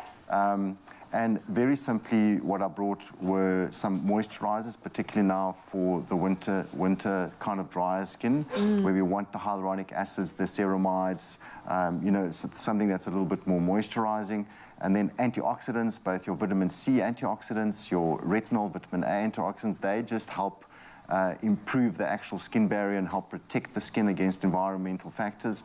And the most important is sunscreen, and one of the most popular is the HelioCare and the SkinCeuticals ranges of the sunscreens that we have. Oh, listen, I'm all for the sunblock. I wear my sunblock in winter, I wear my sunblock in summer, and I always encourage people to wear your sunblock, and I feel like you're the perfect person that just echoed that. Yeah, 100%. It's very important, irrespective of the weather, as you say. Yeah, well, Dr. Alec, thank you so much for joining us and showing us these incredible products that Skin Miles have on offer to create a tailor-made journey for you, and that is what it's all about. So make sure you head on over to skinmiles.com to begin your bespoke skincare journey. And listen up, because one very lucky viewer also stands a chance to win a Skin Miles voucher to the value of 5,000 Rand. Now simply reply to the competition post on Expresso's Facebook, Twitter or Instagram page and tell us what your biggest skincare concerns are. Remember to include that hashtag SkinMiles. The competition will close Sunday the 7th of August at midnight. T's and C's are available and you can find them on our website expressoshow.com. Oh, I'm super excited. So anyone can just go skinmiles.com. Correct. There we go. Thank you, Zoe. Well, start that bespoke journey today. Do not delay it. You can visit them at skinmiles.com. Listen, it is Tuesday, and you know we're all about health and all about the skin, but it's also time to work out. So get up out of bed right now and join in for this, because exercises, not only does it improve your overall health and well-being, it also keeps your skin clear and firm, like Zoe was mentioning earlier on. And working out also increases blood circulation and also reduces cortisol, which can lessen stress-related breakouts. Now, here to take us through a workout that is sure to give you both physical and cosmetic benefits is personal trainer Marathon Abrams. Good morning. Thank you, Jamie. Thank you, Jamie. I feel honored, and we're just going to do 6 exercises, or try to do as many as we can. And are you ready for me? Am I ready for it? We are ready. We're always bringing our A game for this. And just to mention as well, your skin is great. Yes. Does that contribute because you are quite physical? Yes, of course. So obviously, the more active you are, the better it'll be. The healthier you'll be, and overall, if you look good, you feel good. So let's. This is a marathon coming through with some top tips. Yeah, you yeah, look yeah, good, yeah. you feel good, and we're about to feel good after these 6 exercises. What do you have for us? Okay, so all we're going to do is going to crawl to the front, going to do a push-up, crawl back up, and repeat. We're going to try for about 6 reps of that. Are you ready for me? So I'm ready. You can go down. Down. Push-up. Oh, I didn't hear the push-up. Hey. And that's 1, okay? We're going to repeat it. Yes. Back up. And I was complaining that I was getting cold earlier. Okay. No, you'll be warmed up. You'll be warmed up. To pump up that heart 3. rate. We're going to go for 2. 1. Yes. Easy stuff. 1 more. And brilliant. So your next one that we're going to do is just going to be in a plank position, and we're going to go down into a plank push-up. So just there, back up. Okay? So let's go down. Nice and low. Easy. Keep your core as control. tight as you can, okay? We're going to do about 3 more. Yes, last 2. 1. And brilliant. Okay, so the next one, we're just gonna be seated flat and we're gonna move into glute bridges. Okay, so from there, squeeze the glute at the top and then slowly down. Okay, you think you can handle that? I can. Okay. And also, just it's worth mentioning, Yes. the uglier the squeeze, the better. Because sometimes people 100%. hold on to the squeeze. No, let it squeeze. Let us see all of that happening. Contraction is key. I do have the mic pack, so I'm going to be quite soft on my back. Okay, okay. No issue. 3, 2, 1, and squeeze. Squeeze. Slowly down. And nice and control. Bring it up. Slowly down. We're gonna go for 3 more. Slowly down. 2 more. 1 more to go. And perfect. Okay, so we are back up. All we're gonna go do is double squats, and that's just gonna be 1, 2, squeeze the glute at the top, okay? And 1, Don't forget to squeeze, everybody. squeeze. 1, 2, squeeze. Last 2. 1, 2, squeeze. And 2, squeeze. Next one is just gonna be for the hamstrings. We're gonna go slowly down to there. Stretch out the hamstrings. Squeeze the glutes at the top. Perfect. Back straight, core tight. There we go. It will help with those RDLs. 100%. Hitting the gym and adding weight to this. Yes. Perfect to get your form correct. And like I Perfect. said, this is a beginner's workout. Yeah. So it's just easy to get into the control. Of course. Work on the basis and you can work your way up. Yes. So again. 1, 2, last one, and 2. That's perfect. The last one would just probably be the plank. Just a normal plank, keeping your core as tight as you can, and just... I always say you get a minute in real life. 100%. But planking for a minute... It's difficult. It's difficult. It's it difficult. really does challenge Of you, but I course. think we can do it. I think Yeah. we can do it. Okay, Here we 3, go. 2, 1. Gonna keep our core as tight as we can. Just gonna keep it for a couple of seconds, just to get warmed up, and then that should be enough. So we're gonna keep it for 5, 4, 3, 2, and 1. That's it, Jamie. So if we can repeat that for about, 2 to 3 times, that should be a good old workout, targeting each and every muscle group. And then that's it. That's all you need. You know what we love here on the show is creating a nice little flow so that 100%. our viewers can just follow along. So I think from the Yes. top, you've seen the basis of this marathon, took us step by step through it, and now just add it all together. Yeah. So from the top, we're going to go solve the crawls. Okay, cool. Are you ready? I am ready. 3, 2, 1, let's go. There we go. Push up. Yes. All the way back down. One more time. And go. You look like you fitter than me, huh? Should I get tips Let's as you? let's Here we live. go. I have a good trainer Yes. today. Here we go. One more. Yes. Where are we going to next? Plank push-up, so we're there and we're down. Core as tight as you can, and just repeat it. Yes. Here we go for 3 more. 2. And 1. Last one. Yes. Okay.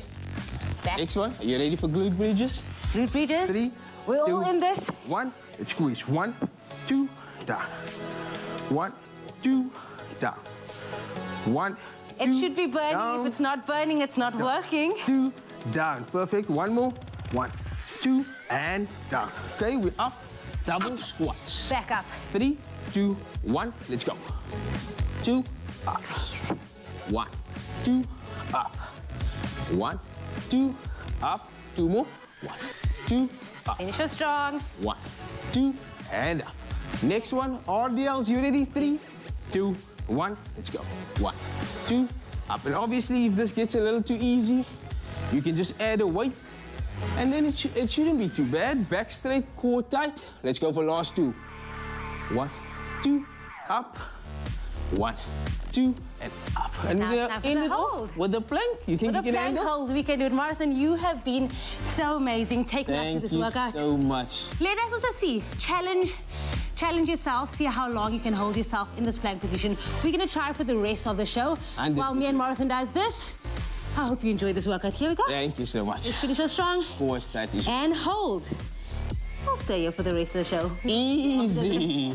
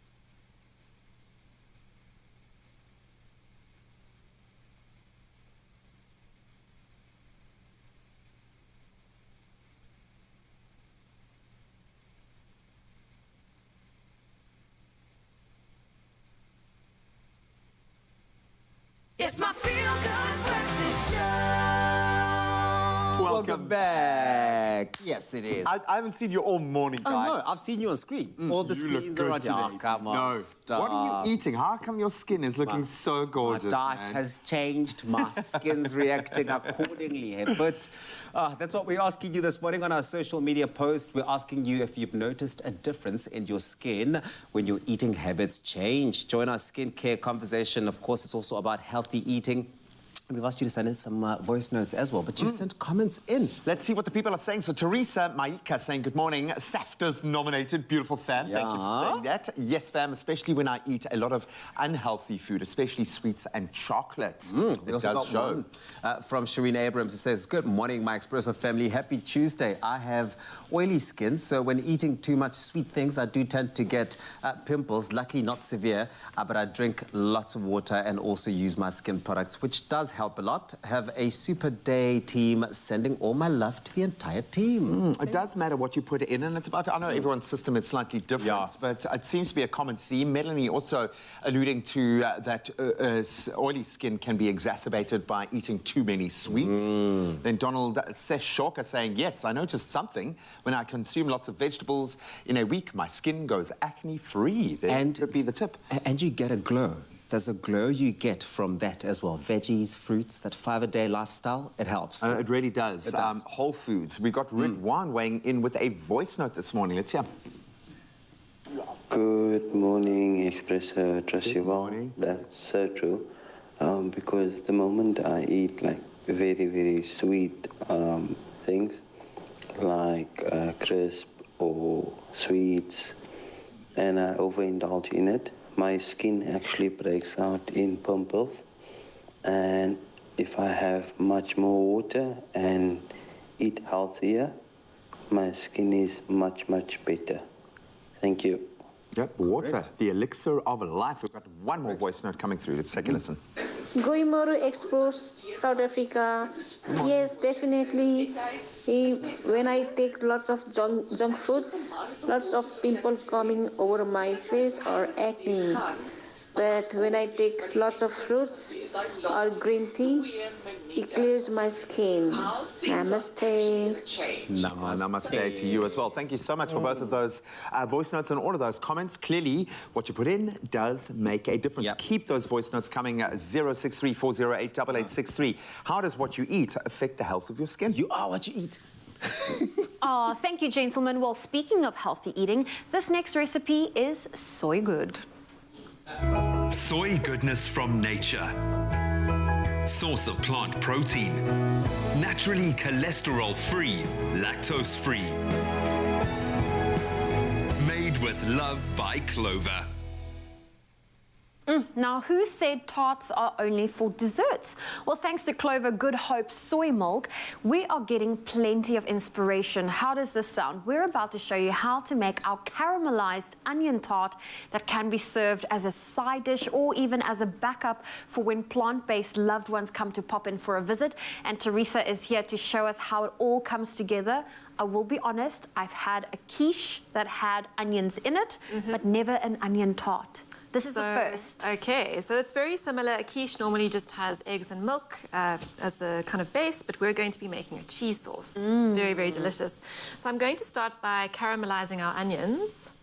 And we've got some red onion. And that always brings out a sweeter flavor. Yes, so, so nice. And if you keep the heat low and just let them release their natural sugars slowly, they're going to caramelize beautifully. So pop them into your oil, and then we're going to add a bit of thyme, some brown sugar, just to help the caramelization process, and a bit of balsamic vinegar as well, which adds a beautiful flavor. And you're just going to let that simmer nicely. You'll season a bit. So this you can do first, just let it cook down slowly for 15 or 20 minutes, and then let it cool down before you put it in your tart. I'll do that. All our ingredients over a low heat. In front of me, I've got all the ingredients to make the base for our tart. Yeah, very, very easy pastry. You can do it by hand if you don't have a food processor, but it's a lot quicker and less messy. Less messy. So do I start off with butter or flour, or does it not matter? You can pop your flour in first and then add a little bit of salt as well. Okay, I'm going to add some flour. Down a little bit. little bit of salt. Yeah, and then you can pop your butter in as well. Okay, just gonna make room for everything. So if you were doing this by hand, you would just use your fingertips and rub all the batter into the flour. But in the food processor, it takes a couple of seconds, so it's much, much easier. It does take a couple of seconds, which is convenient, especially if you don't have a lot of time. Okay. So that's just going to mix it all together, and then when do I start adding the wet So liquid? you can stop now, and then we're going to add an egg yolk. Egg yolk. Yep. We're going in here now. Perfect. And then you can add about half of the water, blitz it together, and then see if you need to add more. Okay, Yeah. we're going to start blitzing it slowly. That's it. With pastry, you want to add as little water as possible, just until it comes together, because you don't want your pastry to be tough. I feel like that's a bit aggressive. Here we Looks go. like we can add, yeah, maybe a little bit more. That looks good. A little bit more, and that is how we're going to get our pastry. Perfect. So easy. And then just remember with your pastry, when it comes together, just to wrap it in some plastic and let it chill in the fridge for a couple of minutes, or 15 minutes to half an hour. Nice. We've got great pastry here. That looks great. And of course, this is now where the hands get involved. Yeah. You want to really press it You and can get it press it into your our pie dish, our tart dish. Now, when are you using our Clover Good Hope soy milk? Right, so what I'm doing now is I'm making our delicious cheese sauce. So what I've done is I've melted some butter and I've added some flour and some nutmeg, which just brings a beautiful flavor to the sauce. And then I'm going to use our Good Hope soy milk just to make the sauce. Oh, well, our Clover Good Hope soy milk, it is dairy-free and it is great for drinking as it is. You can use it in baking and cooking like Teresa is showing us now. It's also preservative-free, a source of protein, and has good in fact, nutritional value that you do want to... I mean, I think today's food, you need to be so intentional with all the nutrients you get that you need to pay attention to what you put in your body. Absolutely, I couldn't agree more. So whisk your soy milk into the butter and flour mixture, and you'll see it'll thicken up quickly. So just give it a good whisk so you get all those lumps out. And then afterwards, I'm going to add a bit of cheese, because we love the cheese. We do love cheese. That's looking nice and thick. Just to confirm, we put our pastry into the bake, and we're going to bake it blind into the oven? Yes, that's right. So once your pastry is chilled, you can roll it out, and then put it into your pie dish and bake it for about 15 minutes with no filling. So you can see it's nice and golden, it's cooked through. Do you do put the little beans or rice on top to keep it? Yes. Is that something to keep you would it down? do? Yeah, because you don't want it to get soggy once you add your filling. So I'm just whisking some cheese into our sauce, and then I'm going to add our onions. Oh, they smell amazing. They do smell amazing. So let me pop those in. So these are going to go in first. Ordinarily, you would let them cool, and this is for TV. We're just racing ahead. We are racing ahead. Do you leave the thyme in? I'll take them you out. take it out. Can I help you there? Yeah, we feel don't like I'm that crunch on person those. that when I take a slice of pie, I only get the added extra greens. Extra fiber. The added leaves. There we go. So now we're going to have our cheesy sauce. Yes, that's going to go on top. Look at that. We'll obviously fill it all. Fill it up, yeah. And then add that. Then, do you want to crumble some feta over the top? I'd love to crumble some feta for Extra us. cheese. We love the cheese. And then you pop this into the oven. Into the oven at 200. And you just want to basically get it golden. Oh. Teresa, this is amazing. go. I was a bit aggressive there with our feta. Looks but good. if you want to get your hands on this delicious recipe, our caramelized onion tart, we do have that recipe available on our website, expressoshow.com. And if you've missed any of the steps that we just did, here's a recap for you.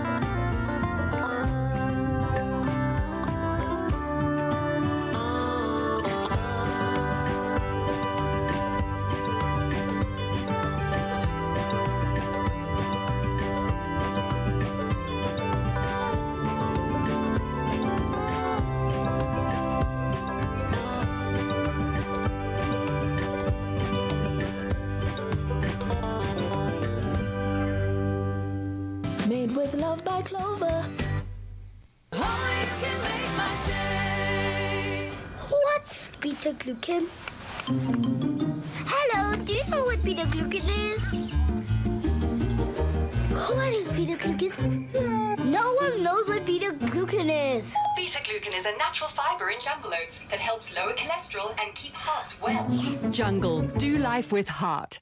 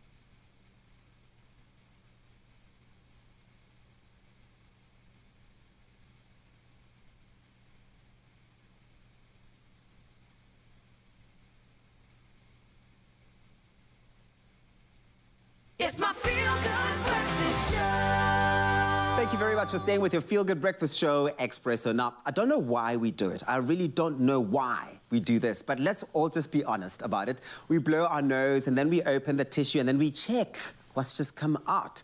And whilst it may sound gross, having a little sneak peek and understanding the colour of our mucus can actually be very telling of our health and where we're at. Now, here to inspect our tissues this morning, maybe not literally, is Nicole Jennings from Pharmacodynamics. Nicole, it's so good to see you. Good morning. Good morning. Nicole, let's talk about this and maybe break it down. Start here. What is the role that mucus plays in our body? Okay, it's actually not all doom and doom. Okay. Mucus is a protective substance, and if it is clear and thin, it's generally a sign of good health.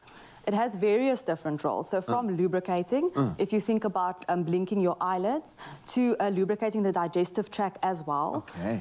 It also supports the immune system. So mucus actually transports white blood cells to the area of infection where it can then fight the disease. And it also traps allergens and pathogens as they enter the body. So if you think about a runny nose, for example, that is mucus trying to get rid of what the mucus has identified as something harmful trying to infect the body. I mean, in essence, that's like your bodyguard.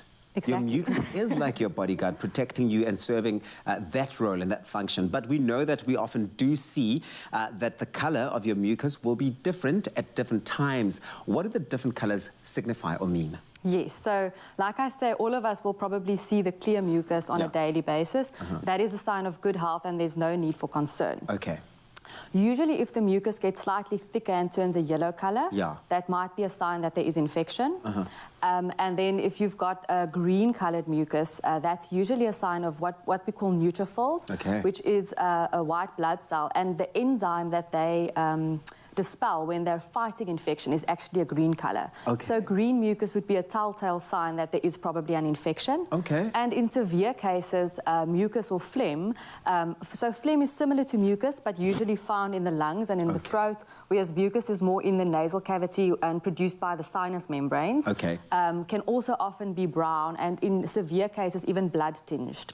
So when is it absolutely necessary to see a doctor? Because when should you be concerned? Because we know, like you said, the clear mucus, that signifies, good health. Yes. But at what point do you go, oh, hold on, see a doctor? Yes, I think that's such an important question because in many cases the last thing you want to do when you are feeling ill is actually sit in a consultation room and wait to see a doctor. Yeah. But if you have had excessive mucus for over 2 weeks and it's not decreasing, it's actually getting worse, then it is probably a good idea to visit a doctor.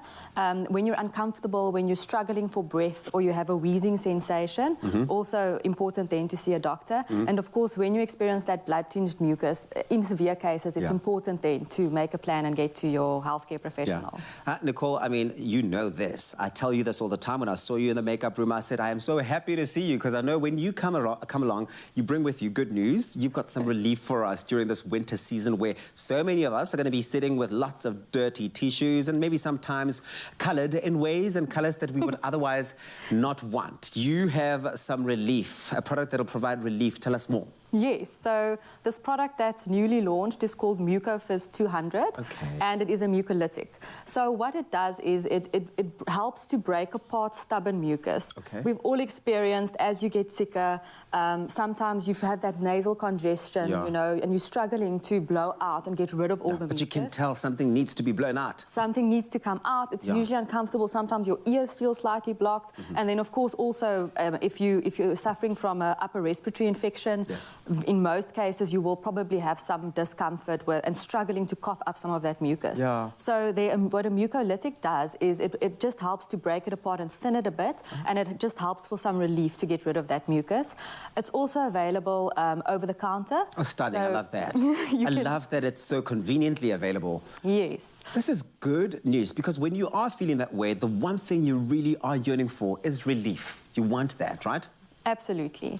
Well, Nicole, thank you very much. This is really fantastic. I can tell you now that I am certainly making my way to get me some of that. There you have it. There is no reason to suffer this flu season. Relief is just a sugar-free, orange-flavoured fizzy drink away. MucoFizz 200 is now available over the counter at any leading pharmacy near you. Make sure you go out there and get your relief. Awesome. Thank you. Thank you so much, Tabiso. Well, the time now is 1 minute after 8 o'clock. Time to have a final look at those news headlines. Starting on the local front, a total of 259 rhinos were poached for their horn in South Africa in the first 6 months of this year. The Department of Forestry and Fisheries has revealed this startling figure, saying there has been a sharp increase in poaching in KZN. Minister Barbara Creasy said recent trends in rhino poaching show a move away from the Kruger Park, and poachers are increasingly targeting private reserves and reserves in KZN, where the majority of rhinos were killed this year. Then millions of South Africans will receive their old age disability social relief of distress, the SRD grant, and other grants this week. The South African Social Security Agency, SASSA, confirmed the dates on which recipients will receive their grants. They are older persons grants from today, and this includes any grants linked to these accounts, disability grants from tomorrow, including any grants linked to these accounts, and then all other grants from Thursday onwards. You can collect your 350 SRD grants. Now it's time to look onto news on the international front. Kenya's education minister has announced the abrupt closure of all schools starting today, and this is ahead of the country's general elections next week. Schools were initially scheduled to go for half-term break this Friday, but they've been ordered to close a week early and classes to begin again on the 11th of August. The announcement caught many schools and parents by surprise, as some learners were already sitting mid-term exams. Many public schools are used as polling stations during elections in Kenya. And then the world is one misstep from a devastating nuclear war, and this was said by the UN Secretary General. We have been extraordinarily lucky so far, Antonio Guterres said. Amid rising global tensions, humanity is just one misunderstanding, one miscalculation away from nuclear annihilation, he added. His remarks came at the opening of a conference for countries signed up to the Nuclear Non-Proliferation Treaty. The 1968 deal was introduced after the Cuban Missile Crisis in 1962, an event often portrayed as the closest the world ever came to nuclear war.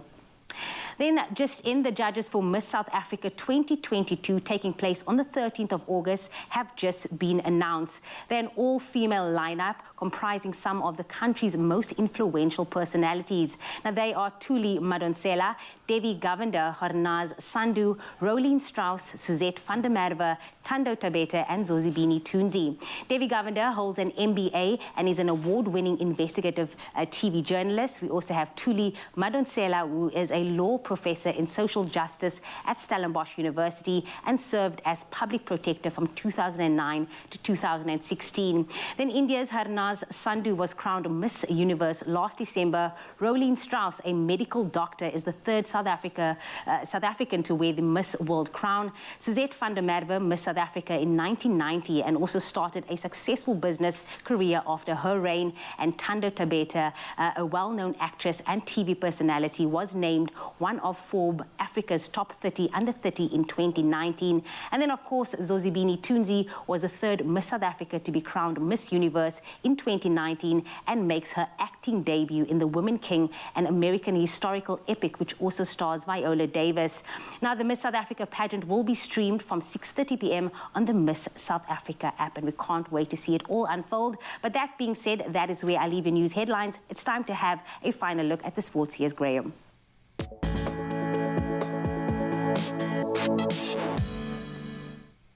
Thank you so much, Jamie. Let's kick it off in Birmingham, where the Commonwealth Games has certainly been a very happy hunting ground for Team South Africa. They continued to add to that medal haul at the Games yesterday with another impressive haul. There were two medalists in the women's judo, with Michaela Witbooi taking gold in the 48-kilogram category, while Shanae Griesel, she took a bronze in the 52-kilogram category. Then 20-year-old gymnast Caitlin Rosenkrantz, great friend of the show, also graced the podium after claiming the bronze medal in the uneven bars. Well done. And the swimmers continue to shine as well in the pool, with Christian Sadie taking bronze in the S7 50-meter freestyle. That was followed up by Peter Kutzer taking silver in the 50-meter backstroke, and then Aaron Gallagher claiming silver in the 100-meter butterfly. Then women's football continuing to dominate the footballing headlines, and with good reason.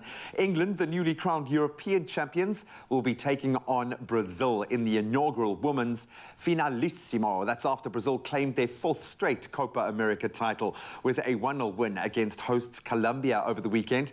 The match will be played in Europe, with the governing body UEFA yet to announce the exact date and venue for the encounter. And of course, the first men's finalissima was won by Argentina, with Lionel Messi doing what he does, inspiring them to a brilliant 3-0 win over the European or Euro champions Italy. That was in London last month. Then on to Formula One, and it seems he's still at the top of his game. Two-time champion Fernando Alonso is set now to drive for Aston Martin from 2023 on a multi-year contract. The 41-year-old Spaniard, who has raced for Alpine since 2021, will be replacing Sebastian Vettel following the German's expected retirement at the end of the season. Alonso, who was Formula One champion in 2005 and the following year, returned to the sport in 2021. That was after a 2-year hiatus racing in other formats. And then on to golf, and it looks like the place has been filled officially. Luke Donald has pledged loyalty to Europe after being appointed Ryder Cup captain, replacing Henrik Stenson, who was, of course, sacked for defecting to the Live Golf Tournament or Series. And the former world #1 will now lead Europe's quest to win back the trophy from the United States. That's when they lock horns in Rome in 2023. He was passed over initially for the role when Stenson was appointed back in March, but he finally gets his nod. And that's a wrap of your sport for this Tuesday morning. Of course, the competition out on the roads should be heating up. Let's get the latest on the traffic front.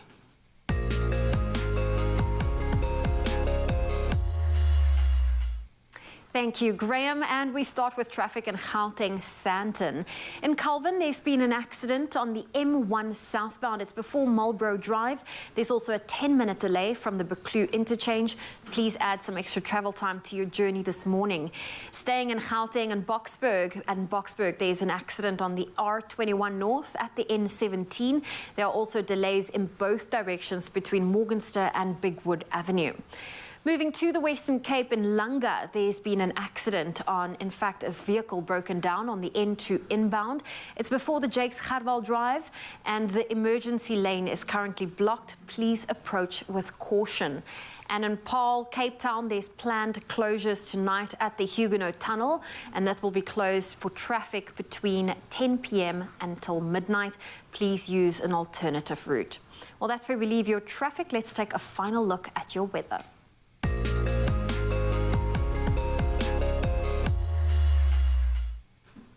And climate change and collections of rare plants are decimating succulents in South Africa.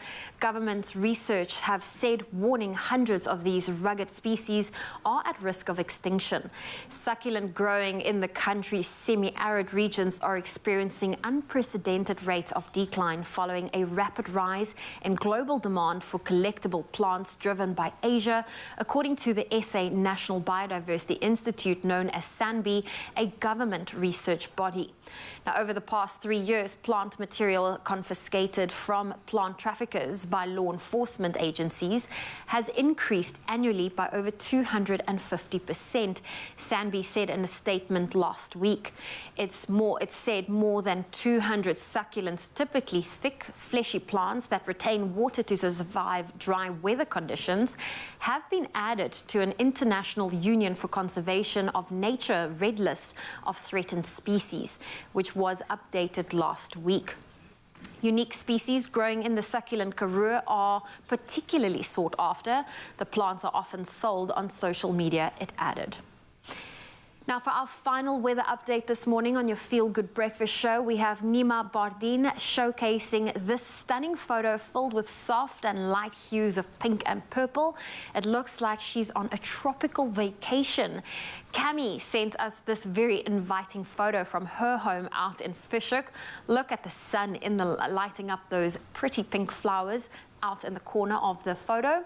And then Valencia shared this beautiful one from Eldorado Park in Johannesburg. Look at the colorful sky. Thank you for that. And finally, Daniel Oliver shared this beautiful photo that's showcasing the flock of sheep as they graze under the scattered rays of the morning sun out in Bedford, Eastern Cape.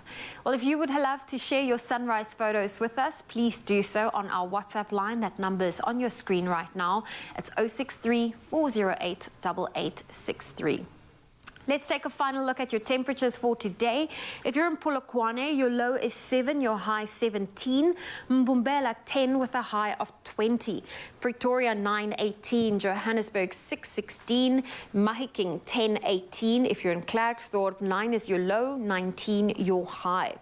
Kimberley partly cloudy, 9 with a high of 20. Bloemfontein 6 reaching a high of 20.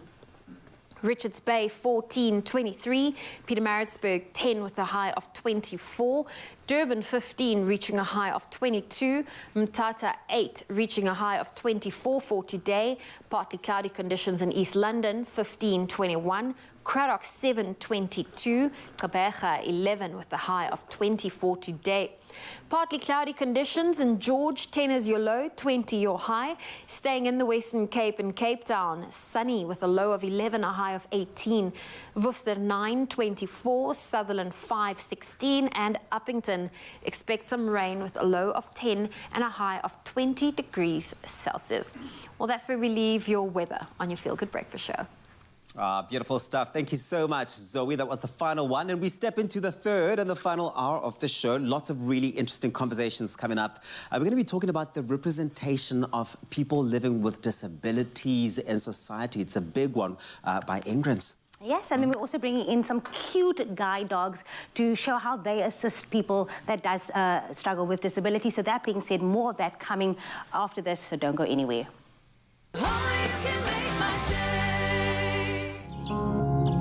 Nourish your skin with Ingram's Tissue Oil and Rich Skincare range. Now with 72-hour rich moisture for radiant, glowing skin. New look Ingram's, your skin, your brave.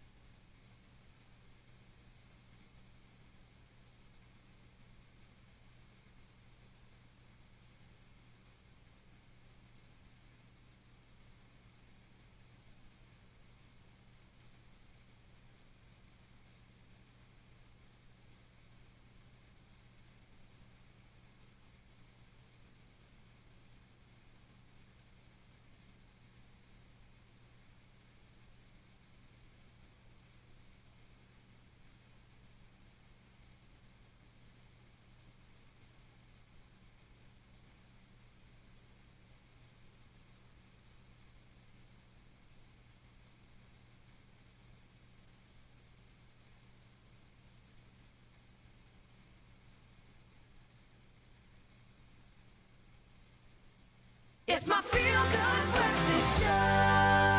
You can see by the excitement on my face how pumped we are to get into this. And it's with the greatest of pleasure that I welcome you to another episode of Ingram's Skin Sessions, a thought-provoking campaign that encourages brave conversations which are more than just skin deep. Boy, don't we need it now more than ever. And today we are delving into the topic of representation of people living with disabilities. In the age of representation matters and the media supposedly mirroring our diverse and how inclusive, I said the I word, inclusive society, the representation of disabled people, it lags far behind any other group. Yeah, no, totally. And beyond some of our Paralympians, when asked to think about well-known personalities who have disabilities, not many names quickly spring to mind. Why is that? It's something we need to be asking ourselves. Media plays an important role in educating the public and dispelling stigma. Now, joining us this morning to unpack this topic are Miss South Africa Top 30 finalist Zoe Siboe, as well as clinical psychologist and inspirational speaker Nikki Abdino. Ladies, good morning. It's good to have you here. Hi, great to be here. Now, we've just done it. We've just pigeonholed you as a top 30 finalist for Miss SA. Conversation over. That's who you are, right? But that's not who you are. And you've chosen to have a different place within media. So congratulations, first of all, on getting to that space. Because I'm sure it's a personal triumph already, which is wonderful. So we applaud you for that. But you obviously represent a community that are very underrepresented. Lamellichthyosis? Lamellichthyosis. Now, this is a skin condition that you have chosen to be an advocate for that community, to represent that. How challenging is it to operate within your space? Yeah, it has been a very different journey for me, but one thing for sure is my family support has built this courage and confident person that I am today. And you know, as rare as the condition is, you can imagine how people would perceive it. And for me, it's been a tough journey, but I'm still learning to accept who I am and what it means to me. Nikki, your story is just as inspirational. I mean, without representation in mass media, where did you find the courage, the bravery, the platforms to be able to show up in the way that you have? Well, I think I can resonate a lot with what Zoe had to say, is that I always say that there are three things that I feel are absolutely crucial to where I am today. And that is family. And I think having a family that embraced my disability, they never asked, can Nikki do this? They asked, how can Nikki do this? So that was definitely pivotal in my being where I am today on this couch. And the second thing, I think, was my early childhood development. As a psychologist, those are the most crucial years. And even though when I was born, giving away my age, I wasn't in the era of inclusive education, but I was given the opportunity to attend mainstream schooling, and I think that made a massive impact on where I am. And lastly, my own personality. I always... Ain't nobody gonna hold you back, yeah. I saw an article that was written about me when I was about 7 or 8 years old, and it said, "No nonsense Nikki." And that is who I am. And no nonsense Nikki was going to take over the world. I get where you're coming from, but it's allowing people to have that access point to the mainstream, and the schooling is a massive, massive thing. But now we've come to an age where digital provides that access to everybody. You can speak to the world, to someone who is in the same position you were even last week, a few weeks ago, a few months ago, a few years ago, that is grappling with this. What do you have to say to them? We may be different, but they shouldn't bury us with that, because we have more to contribute to society. And what I would tell somebody who's looking up to me, or somebody who wants to make a change as well, in life, you know, if you're different, people perceive you different. And the biases that society perpetuates towards you, that is like big. They have not decided to disable themselves, but society has decided to give them that name. And, you know, learn to value what makes you unique, and make sure that that is your currency for society to navigate your way in it. And Nikki, for you, I imagine, you know, just in addition to what Zoe's saying now, you probably have faced so many discrimination moments and points in your life on an everyday basis. What are some of those standout stigmas and discriminations? That What's the worst thing for you? What is that thing that you're like, oh, God? Yeah. Disabled parking. Do you like it or do you not like it? I love disabled parking, and in fact, it's a perk of having a disability. But the problem is that people abuse it. Yeah. And when people don't have a personal story of disability, whether it's themselves, a friend, someone in the media, or a family member, they take advantage. They don't understand the importance that it's our environment that disables us. It's not our disability. And by somebody using a disabled parking or using a disabled toilet in a shopping centre, they are denying a person with a disability from being part of society. And it's often those supposedly small things in perception that you take for granted. I can imagine how challenging it is internally to overcome that narrative, that internal conversation. Now, you go and put yourself out there on one of the biggest platforms.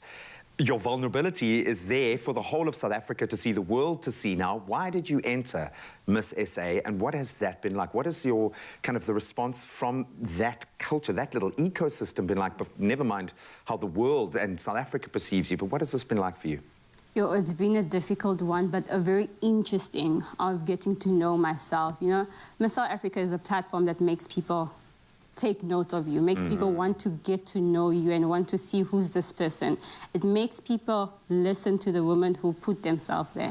So I've decided to use that platform to bring awareness about my skin condition. And like, people have to know that there are people who exist like me, and even in their existence, they have something to contribute. And I was there to just be a model, because I have never seen somebody like me in the industry, never. So that is like, for me, for my 7-year-old Zoe, like, oh, wow, somebody to look up to. Yeah, representation. And here's the thing, is that some people are able to go after a dream that's not even based on something they have seen represented in the media, while others need to have seen it in order to believe that it's possible. And I think it's absolutely incredible that you are putting yourself in that space to be either for somebody else who is watching out there. There needs to be a fair representation of everything, and we have diversity in South Africa and in society, but there's not enough inclusion. Being diverse is one thing, but being included. Yeah. So in that kind of vein, what do we need to do? What does South African society need to do to be more welcoming and supportive and empowering of people that are differently abled?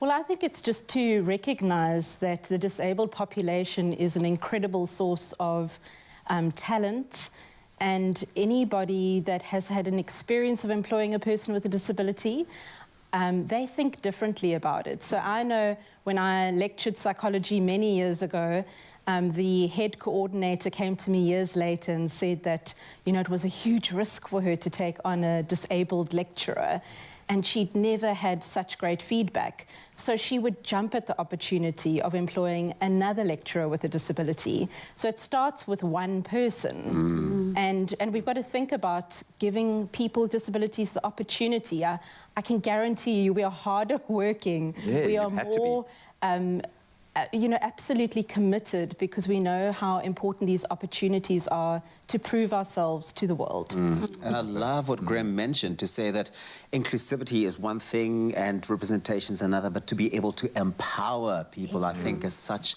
an important one to note.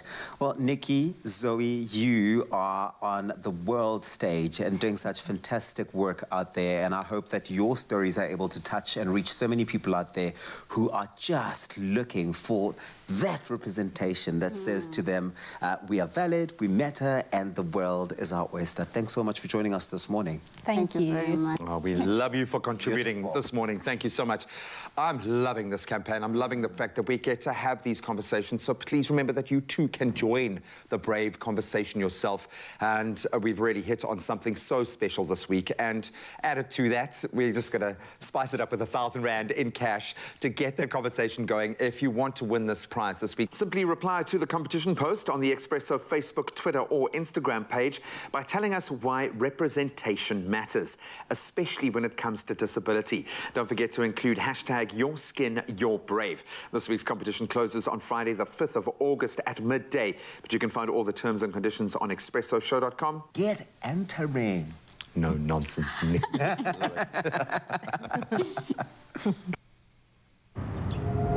Do you own your skin? Do you wear it bravely, even when others try to dim its glow? Does it represent your strength, your heritage, or does it express your brave and unconditional love? New Look Ingrams, your skin, your brave. Oh, well, the conversation around disabilities continues here on your Feel Good Breakfast Show. And the South African Guide Dog Association, they're a non-profit organization that operates entirely on fundraising initiatives, sponsorships, as well as donations from the public, that is you. And their vision is to grant every individual in the country who has visual and or physical disabilities to experience freedom and independence alongside a furry friend. Now, joining us today to chat about this incredible association is Jackie Quayle, Marketing Manager of South African Guide Dog Association. And then we have Guide Dog Mobility Instructor Cheryl Robertson. We also are joined by Jeremy Opperman, Guide Dog owner and board member, as well as Andrew Merriweather, who is a service dog owner himself. And of course, we have to introduce our fur doggos too. We have Echo, Ronnie, as well as Oslo here close to us. Look at that. Good morning, welcome. Morning. Jackie, I'm going to start off with you because the SA Guide Dog Association, you guys need lots of help. And of course, you also do a lot for the individuals. Tell me a little bit more about the SA Dog Service Association. So at Guide Dogs, we train guide dogs for people who are visually impaired, service dogs for people who are physically disabled. We also train autism support dogs for children on the autism spectrum. And then we have another department called the Orientation and Mobility Department. And here we train practitioners to go out into communities to teach daily life skills and long cane skills to people living with visual impairment. It's amazing what you offer because there's so much to it. And Cheryl, you are hands-on involved with these dogs, with these furry friends. Now, when it comes to their training, is there a specific training course that they all go on, or do you tailor-made their skills to the owner's needs? So initially we start off and they all learn the basics. So they all learn basic cues and responses so that we can get them listening to us and following what we would like. And then as they develop, we start introducing whatever their job is going to be. So if it's a guide dog, we'll teach them how to avoid obstacles and stop at the curbs. But if it's a service dog, we'll teach them how to pick up things, open doors, push lift buttons.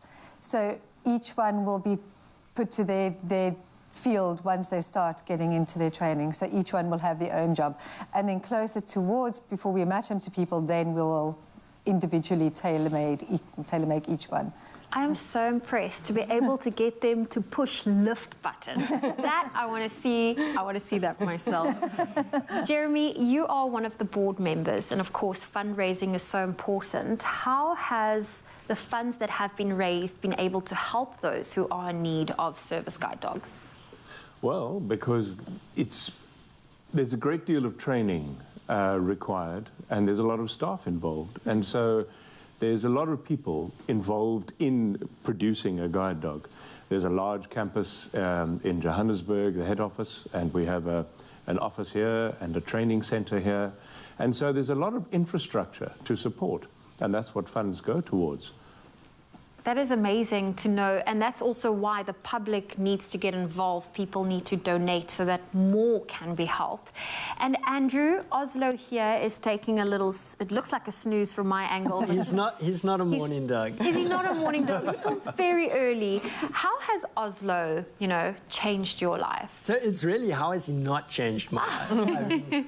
I could spend the entire morning with you telling you what he does, but essentially because I'm a quadriplegic, I have to be in a wheelchair. Obviously, my legs don't work. And when I'm in the wheelchair, I need to use my hands all the time. So he does stuff that I'm not able to do because I'm pushing myself around in my chair. So when I go to work, he's carrying my laptop and my books. If I go grocery shopping, he's carrying the packets to the car. And then, you know, the things that are standard, there's a lot of things I can't reach, either being too low or too high. He'll retrieve that for me. That's really, really easy. That is so special. The last thing I do want to make mention of is a very important thing, is if I find myself sort of falling out my chair or something, he will only bark if I tell him to. So the neighbours and everyone that knows me knows that if he's barking, I need assistance. Oh, wow. And how long has Oslo been with you? He's been with me 4 years, and time goes really quickly. You only get them just before they're 2 because they need to be trained, so they come with a name as well. But I quite like his name, Oslo. I think Oslo. it's pretty awesome. It is pretty awesome. Well, it's beautiful to have them here. I know you guys aren't going anywhere because we do want to have a little bit of demonstration and also, you know, find out, in fact, not find out, but tell you on ways how you can donate and be part of this. So donate or find out more about how South African Guide Dogs Association for the Blind can help people in your community. You can visit www.guidedog.org.za or email them at info@guidedog.org.za. And stick around, as SA Guide Dog Associations, they will be taking us through the ways in which these dogs are trained and also show us some of the ways in which they can help and assist those who are in need.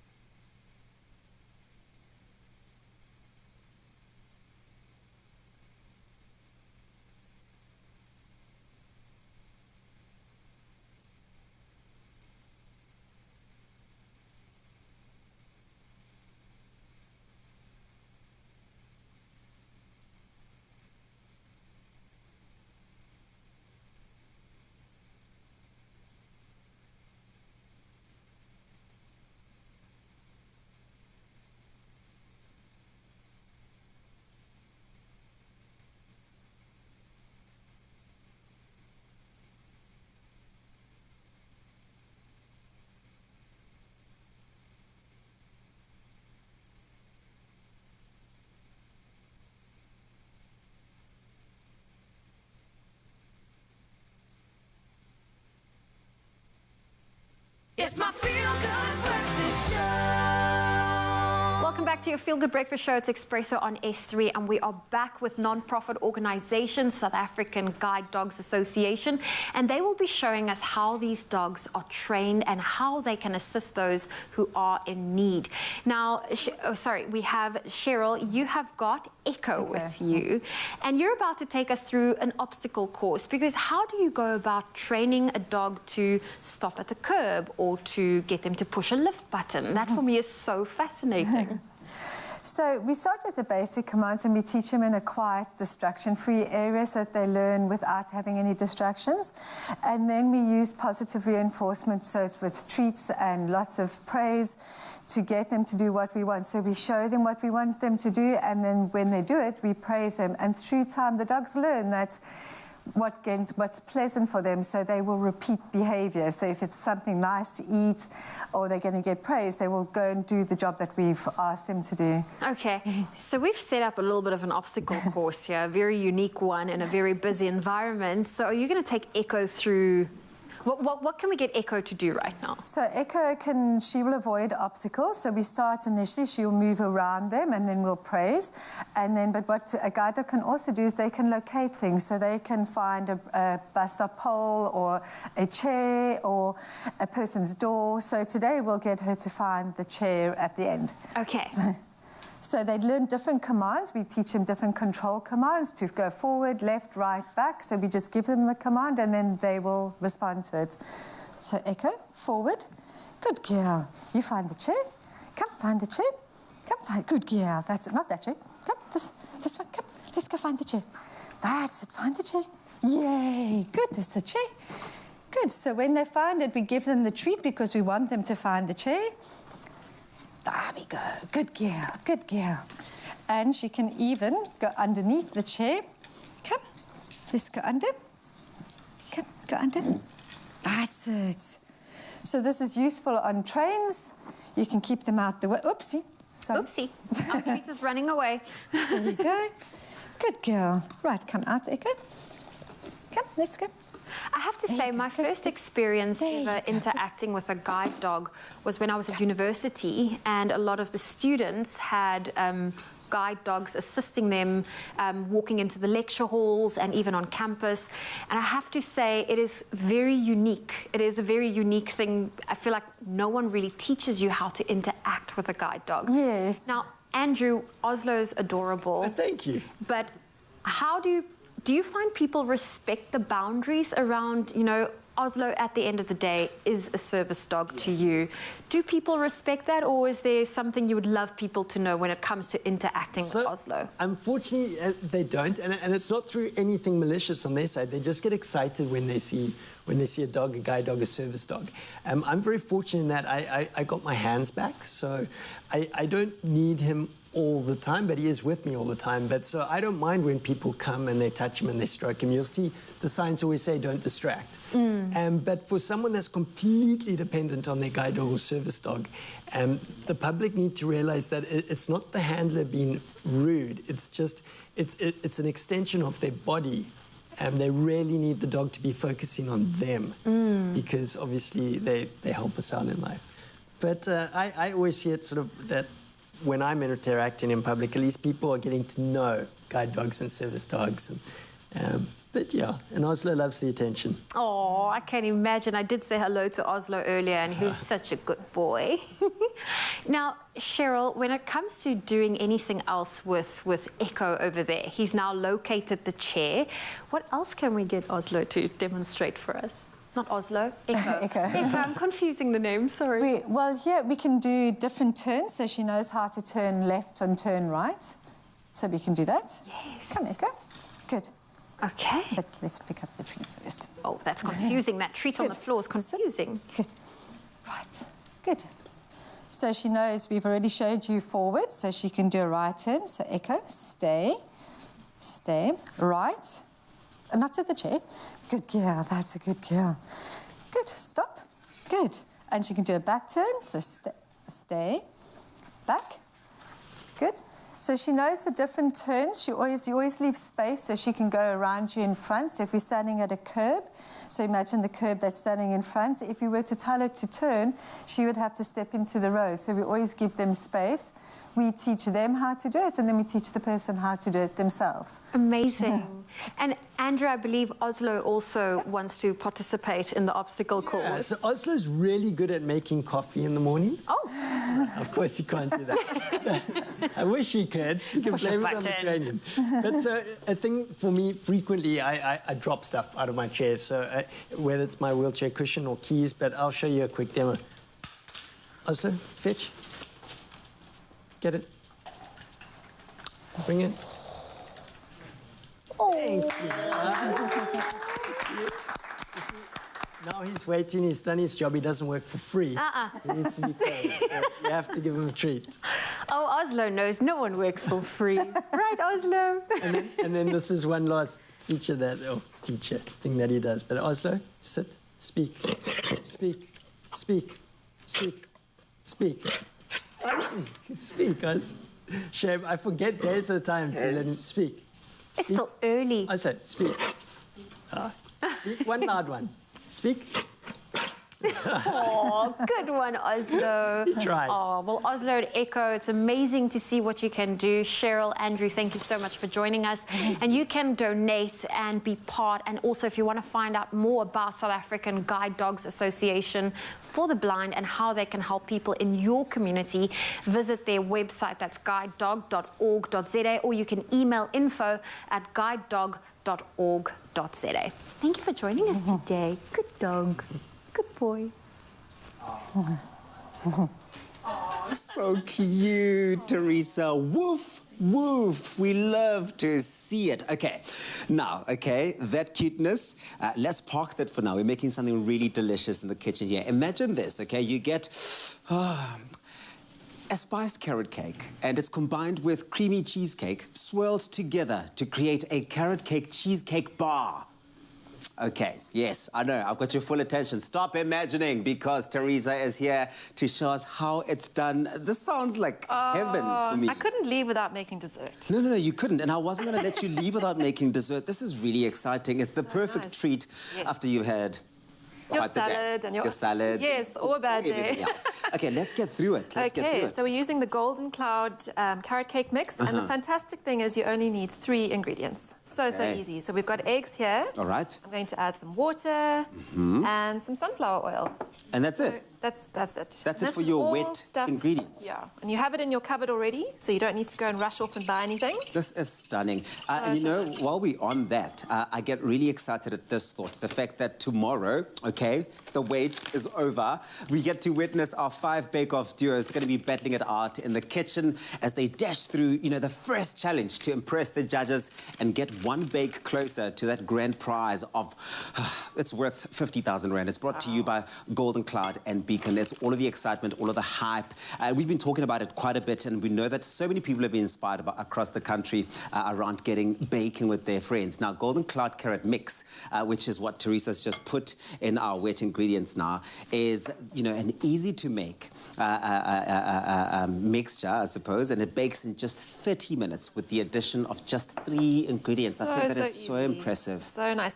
And it comes with icing in the box as well. Oh, wow. So you're all sorted. You don't have to stress about that. And in the minute that you said that, I've already made the mixture. It's as quick and easy as that. This is definitely my type of recipe as well. It's all about the convenience. So I know that you've given me something to do here, Teresa. So you're going to make the cheesecake element. Okay, cool. So you've got some cream cheese in the bowl. Already there. Add your sugar. Add my sugar. And your vanilla. Add my vanilla. Just give that a quick whisk first, to combine that together. And then we're going to add our eggs. What would you call this combining it together in baker terms? Just emulsify? whisk it. No? You always ask me that.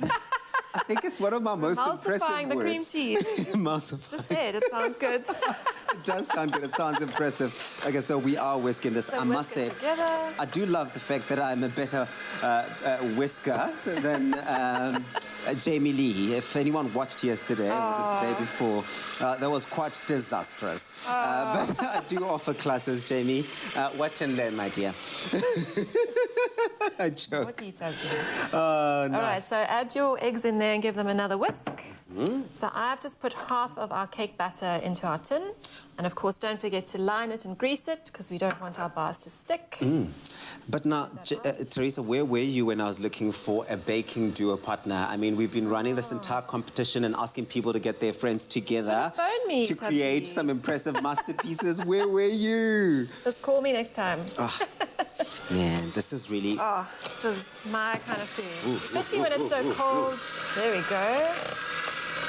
That looks amazing. So you just want to keep whipping until it's nice and smooth, and then what you can do is drop a few blobs onto our cake mixture here. Great. Because what we're going to do is we're going to marble it. Oh, okay. So you're going to just drop blobs just on like there. this, eh? Yeah. Do you want to be like really generous with it? Yeah, let's go for it. Do a nice layer. Let's do this. Okay, so a whole layer. So maybe Perfect. let's do this. And then I'll drop a few more blobs of the cake batter, and then we're just going to swirl it together. The fact that it comes together so quickly. So easy. And it's going to be absolutely delicious. Beautiful. You can have fun. And you can be very playful with it as well. And I love that playfulness then becomes your best friend with this carrot cake mix. You can make anything from, single cake, 2-tiered cake, cupcakes, waffles, even dessert bars. Teresa was just telling me earlier on, and I think that is just incredible. It's all you want to know about this Golden Cloud mix. There we go. So pop that in the oven at 180 for about 20 to 30 minutes. Fabuloso. Use your skewer to check that it's done. and then you can cut it up into bars and enjoy. Stunning. Delicious. Okay, cool. So while I'm doing that, let me tell you, to get this recipe, go onto expressoshow.com, and don't forget to tune in to Expresso to watch our 5 best friend finalist duos. They're going to be battling it out for that Golden Baker search, and the competition is on. It's going to be heated. It's Christmas in July, and we're inviting you to be the witness. It's happening Wednesday to Friday this week, and see which duos do go through to the next round, one step closer to that grand prize worth 50,000 Rand. How exciting? So cool. I'm very excited. I'm more excited about tasting that for now. We're going to have some for breakfast. Awesome. I am. Yeah. I am going to do that. I am. Thanks, Teresa. Color Your Plate with Koo is back on SABC2 with a flavor-filled second season that will have you eating better with Koo. If you think you're Mzansi's next cooking star, you have the chance to show us how you color your plate with Koo. Take a video of yourself creating a colorful meal with Koo and tell us why you should be selected. WhatsApp your entry video to 072-741-5357 to stand a chance to be on the show and win your share of prizes valued at 500,000 Rand. Enter now.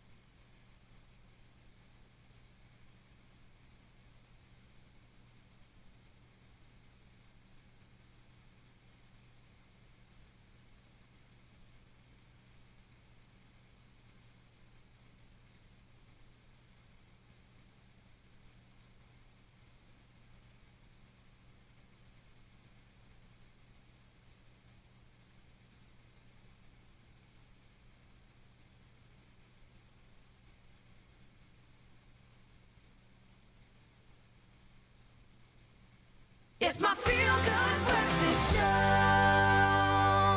Welcome back as we take a financial turn now. Now, it's no secret that for many years, South Africans have been living in difficult and arguably worsening economic circumstances. The last 3 years have certainly compounded that. As a South African company, Dewpoint understands the unique and trying circumstances that so many South Africans currently find themselves in. And with this knowledge and understanding, they've created a unique and innovative wealth creation system that anyone can use to build a sustainable and recurring monthly income for themselves and the opportunity to participate in South Africa's financial services sector. There are so many points there that have got my interest. Finance talk can be overwhelming, I know, but Dewpoint founder and senior executive Brendan Benfield is here to ease us into the topic this morning. Brendan, welcome to the show. Thank you so much for joining us. So many of those kind of little nuggets that were dropped in there have sparked my interest. So I would imagine there are a lot of people that are standing on shaky ground, thinking about long-term financial security in a way that they never have. I used to be about that instant gratification. Now you have to see the next 10, 15, 20-year trajectory, but we still need to make money now. How do we find that balance? Possibly in Dewpoint. What do you guys do? Break it down for me. Graham, you've just said it there. We actually think that there's only one other option right now outside of traditional employment for South Africans, and that is Dewpoint. Fundamentally, we're an insurance business, but what we're doing is quite unique. What we're doing is we're offering South Africans an opportunity to create a recurring monthly income, a little bit like traditional employment. But what have we seen happening to traditional employment over the last decade? We've seen it slowly vanishing.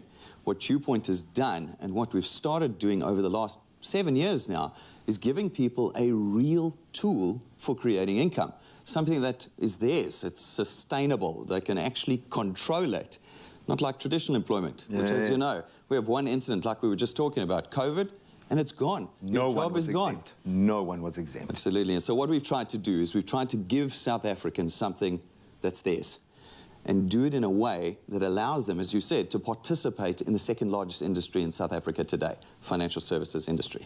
I love that. So a tool used by a wealth engineer. I love that description. What is a wealth engineer? How do you go about your business? So wealth engineer is just the term we give for people that partner with us in building our business. Wealth engineers are given one task. We want them simply to introduce people to us, the insurance company. We do all the rest of the work. We give them all the technology they need. If you jump onto our Facebook page, our YouTube channel, you'll see what I mean. We give incredible support. And all we need is for people to start introducing people to us at Dew Point. I love that. And you also join a community. You join a strategic network. We were chatting a moment ago off air about the power of having that network. And I think we've had to lean on those connections now. We are learning in different ways, and we're also empowered now like we never have been before. How, and I would imagine this is the one question that is popped up on literally everyone's kind of screen right now.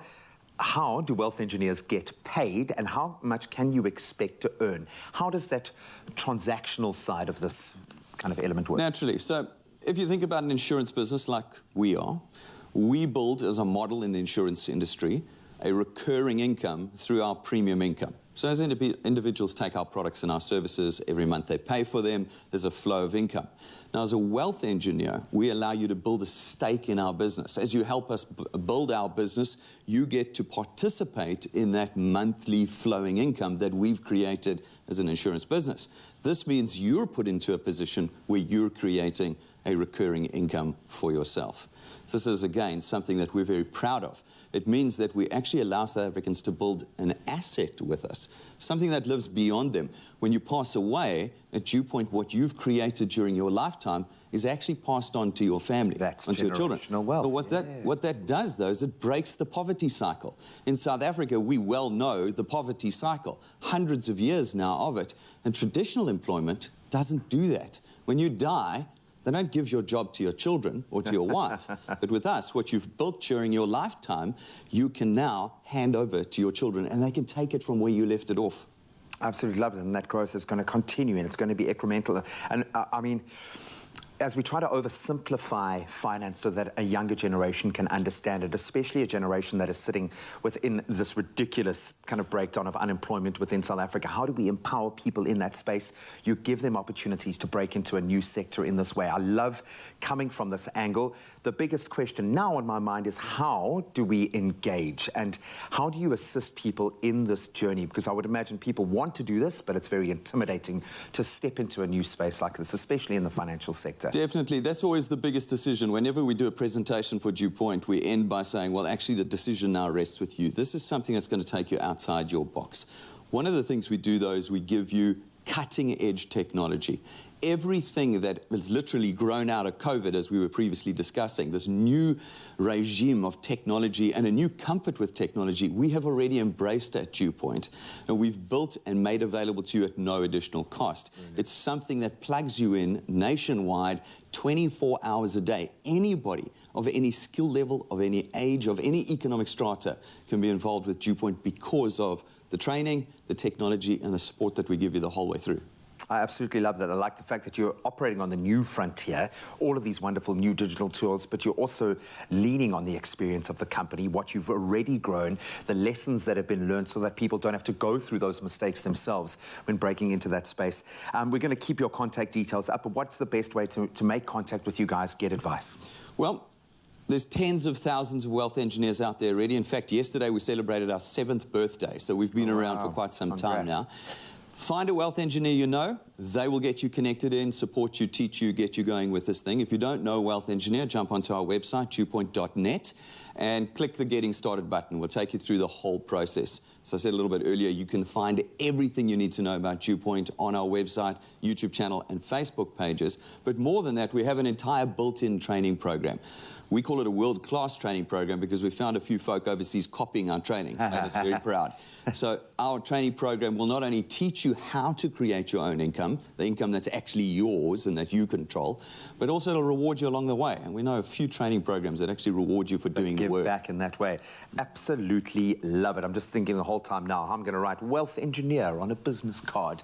Absolutely amazing. I love the fact that as a company your size, you are thinking about people at the first rung of that ladder. Absolutely amazing stuff, Brendan. Thank you so much. Taking financial freedom into your own hands is now more accessible than ever. You can empower yourself. It's time to replace fear of the future with excitement for what is to come. So please visit dewpoint.net to learn more about becoming a wealth engineer yourself, and then take back control of your own financial life. This is all for you, and not just you, but generations to come. Brendan, thank you so much. Thank you very much, Graham. New Revlon Color Stay Matte Like Crayon. Play it up. Bold matte color goes on as easy as a crayon. Feels barely there. Super soft, 12 rocket poppin' shades. New Revlon Color Stay Matte Like Crayon. Wanna play?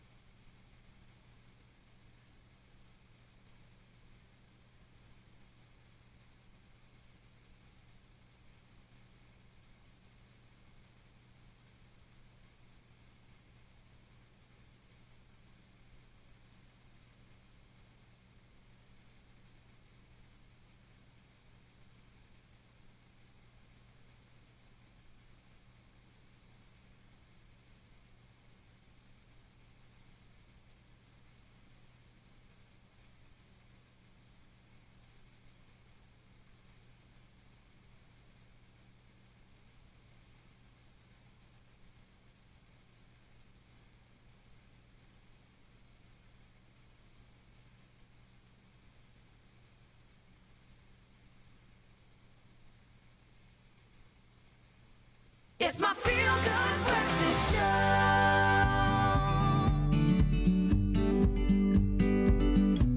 There's more in every dip with Omar. Oh, listen, I can't think of a better way to end off the show than with a round of the 5-second game. Yes, today's theme is all about food, and we are putting Graham, Jamie, and Tabiso up to each other to see who can win that box of Oma rusks. Are you guys ready? Yes, man. 5 seconds on the clock. Graham, I'm going to start off with you. All right. Name 3 things you can slice. You can slice banana, you can slice biltong, you can slice cheese. There we go. And he's got time on the clock. Hey, that was a well-balanced. That was good. That was good. That was I'm good. not allowed to repeat any of those again. Jamie, name 3 green fruit. Grapes, avo, and apples. There we go. Well done. Well You got done. quite controversial there. People are like, avo. Avo is a fruit, y'all.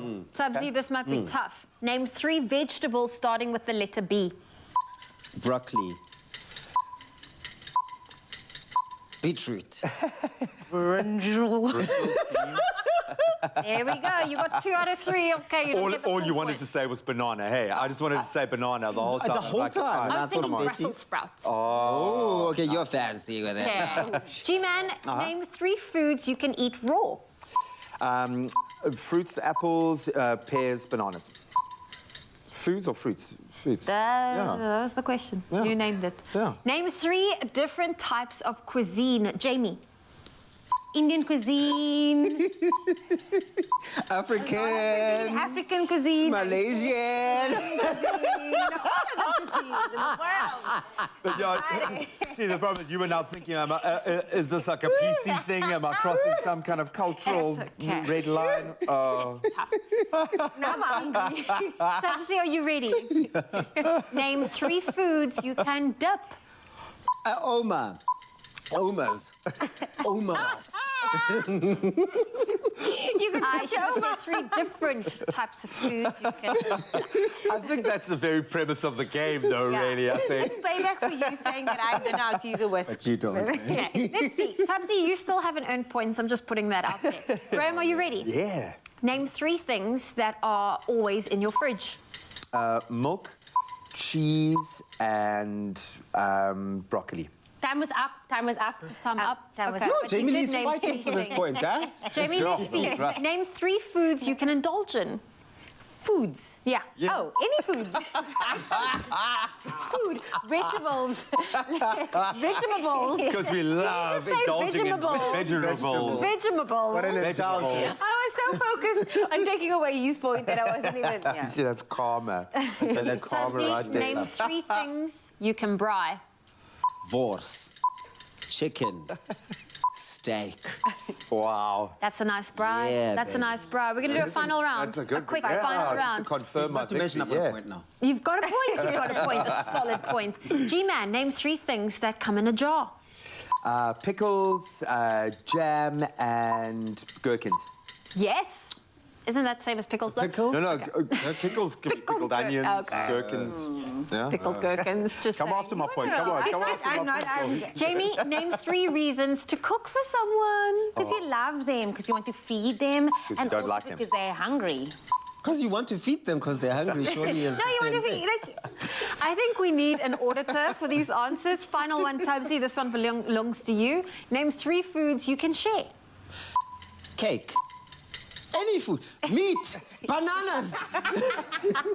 The next time I see you eat a banana, I'll be like, come on. All of the 3 I mentioned, you can share. Okay, well, we can only have one winner, and it seems like G-Man, you were the one. Yes, man. There we go. You get yourself the Omar Russ. And speaking of yummy food, what is your ideal winter's night in? Share it with us. You can share those answers on Expresso's Facebook or Twitter page and use that hashtag #MoreThanARusk in your entry. The best answer will win 2,000 Rand in cash plus a delicious Omar Rusk hamper. There are T's and C's. They can be found on our website, expressoshow.com. Good luck. See you tomorrow. Indian, African, Chinese, Nigerian. When something's on your mind, but words don't come so easy, think of all the other ways to say it. Made with love by Clover. Never.